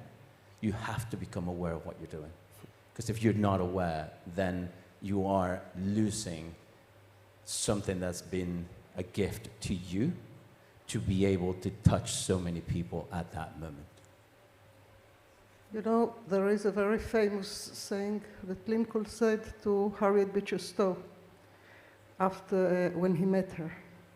He said to her, "So you are the little woman who who started the big war. And that she wrote Uncle's Tom. How do you say it in English? Uncle's Tom Hat or Cabin. Cabin. That's right. Uncle's Tom Cabin, and it had a huge impact, emotional impact on people, and books do. And art does, and music does, and we know it because it is used all the time in all kinds of ways. So, obviously. Anyone else? I feel like that's a really nice place to end the round table. And I'm tasked with some final remarks. I want to say only a couple of brief things and then final thank yous. We hope that you have enjoyed this journey that we've experienced together. I hope that you've seen our aim in putting this together was to try to challenge a number of conventional wisdoms or conventional ways of thinking. Right, so first and foremost, we were challenging the traditional roles that have been assigned to men and women, particularly as embodied by Rita Levi-Montalcini's work and her life, and also by the work of the scientists and artists that you've heard from and seen. Second, we've also, we hope you appreciate, and I'm sure you do, that conventional, well, microphone cutting, this conventional dichotomy between emotion on the one hand, perhaps it's the left brain, perhaps it's the right brain, and reason on the other hand, it's the left brain, is far, far too simplistic. It's too easy. In fact, the emotion and reason are intertwined, and it's actually much more complex. They both enable us to have evolved to be who we are, and they both play their own intertwined roles in our decision-making, our memories, our thinking. We've also been challenging, kind of extra challenge for the event, the convention that art and science have completely different roles. Sometimes art is seen as mere entertainment and science is seen as a serious business. But rather, we've hoped to have tried to put art and science on a much more even footing, both as illuminating our condition as humans and both causing us to reflect on who we are, to enhance our lives in different ways, to challenge us and make us question. Sometimes it's art that makes us think hardest about what we've experienced, rather than just science making our heads buzz. So we have also emphasized the importance of interactions between science and art, like true dialogue, exemplified by Eva and Anna's work and all the other collaborations that we've seen, and hopefully by the event itself. So we hope that this journey will stay in your memory. I know for me, it will certainly not be the entire thing, but at least some details will remain true to what you heard, or maybe modified as you see fit. And if at least some of them stick around for a little while and enrich your life in some way, then it will have been a success. So let me end by expressing all of my sincere gratitude to all of the speakers. Amazing, amazing, inspiring talks, and thank you for coming, some of you from far away under still somewhat difficult circumstances. To all the artists and scientists for sharing their thoughts and their feelings, for putting themselves out here, for being nervous and happy and engaged in all of that. I want to thank very much again Viviana and the Brain Circle Italia for putting this whole thing together, for the concept, for challenging us to do it, and I hope we've met your expectations. I'm going to look at my phone now to make sure that I don't forget any of the acknowledgements. I want to, of course, thank Leonard Beleza and the Champlain Mauve Foundation for their undying support for science, scientific research, and for encouraging this dialogue between the public and scientists and science and arts. It's very important work, I think. We're very, very grateful that they support that and that they continue to make it possible. I want to, of course, thank everyone who helped in the work of producing this event, which began over a year ago. There are more people who contributed than I have time to name. I'm very sorry, but I want to thank my co-hosts, or really the hosts, Cecilia and Razvan. Thank you very much, very great work. Charlie, Charlotte also. As well as outstanding work from Caterina Ramos, Antonio Montero, Julia Salaroli, all played incredibly important roles in making this happen behind the scenes. They weren't much on stage, but without them it would not have been possible. A very special hand to Carla Pereira for our beautiful graphical design, the Emotions banner that you've seen so often. And finally, I want to thank you very much for being here. Before, I want to thank you all. So let's just have a big round of applause for everyone at the same time. And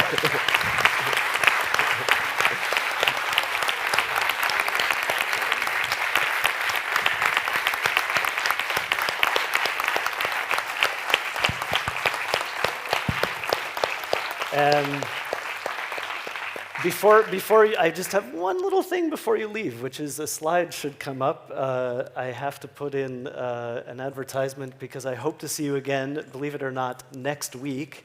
I would love to see you at an exhibition that we will be hosting. Here it is. The exhibition entitled Meta-Immersion. It will be taking place at the Champlain Mauve Foundation, but not here, in the warehouse nearby, which Leonor mentioned. This is essentially a sort of sneak early peek at what we hope will be an important part of the future of the Champlain Mauve.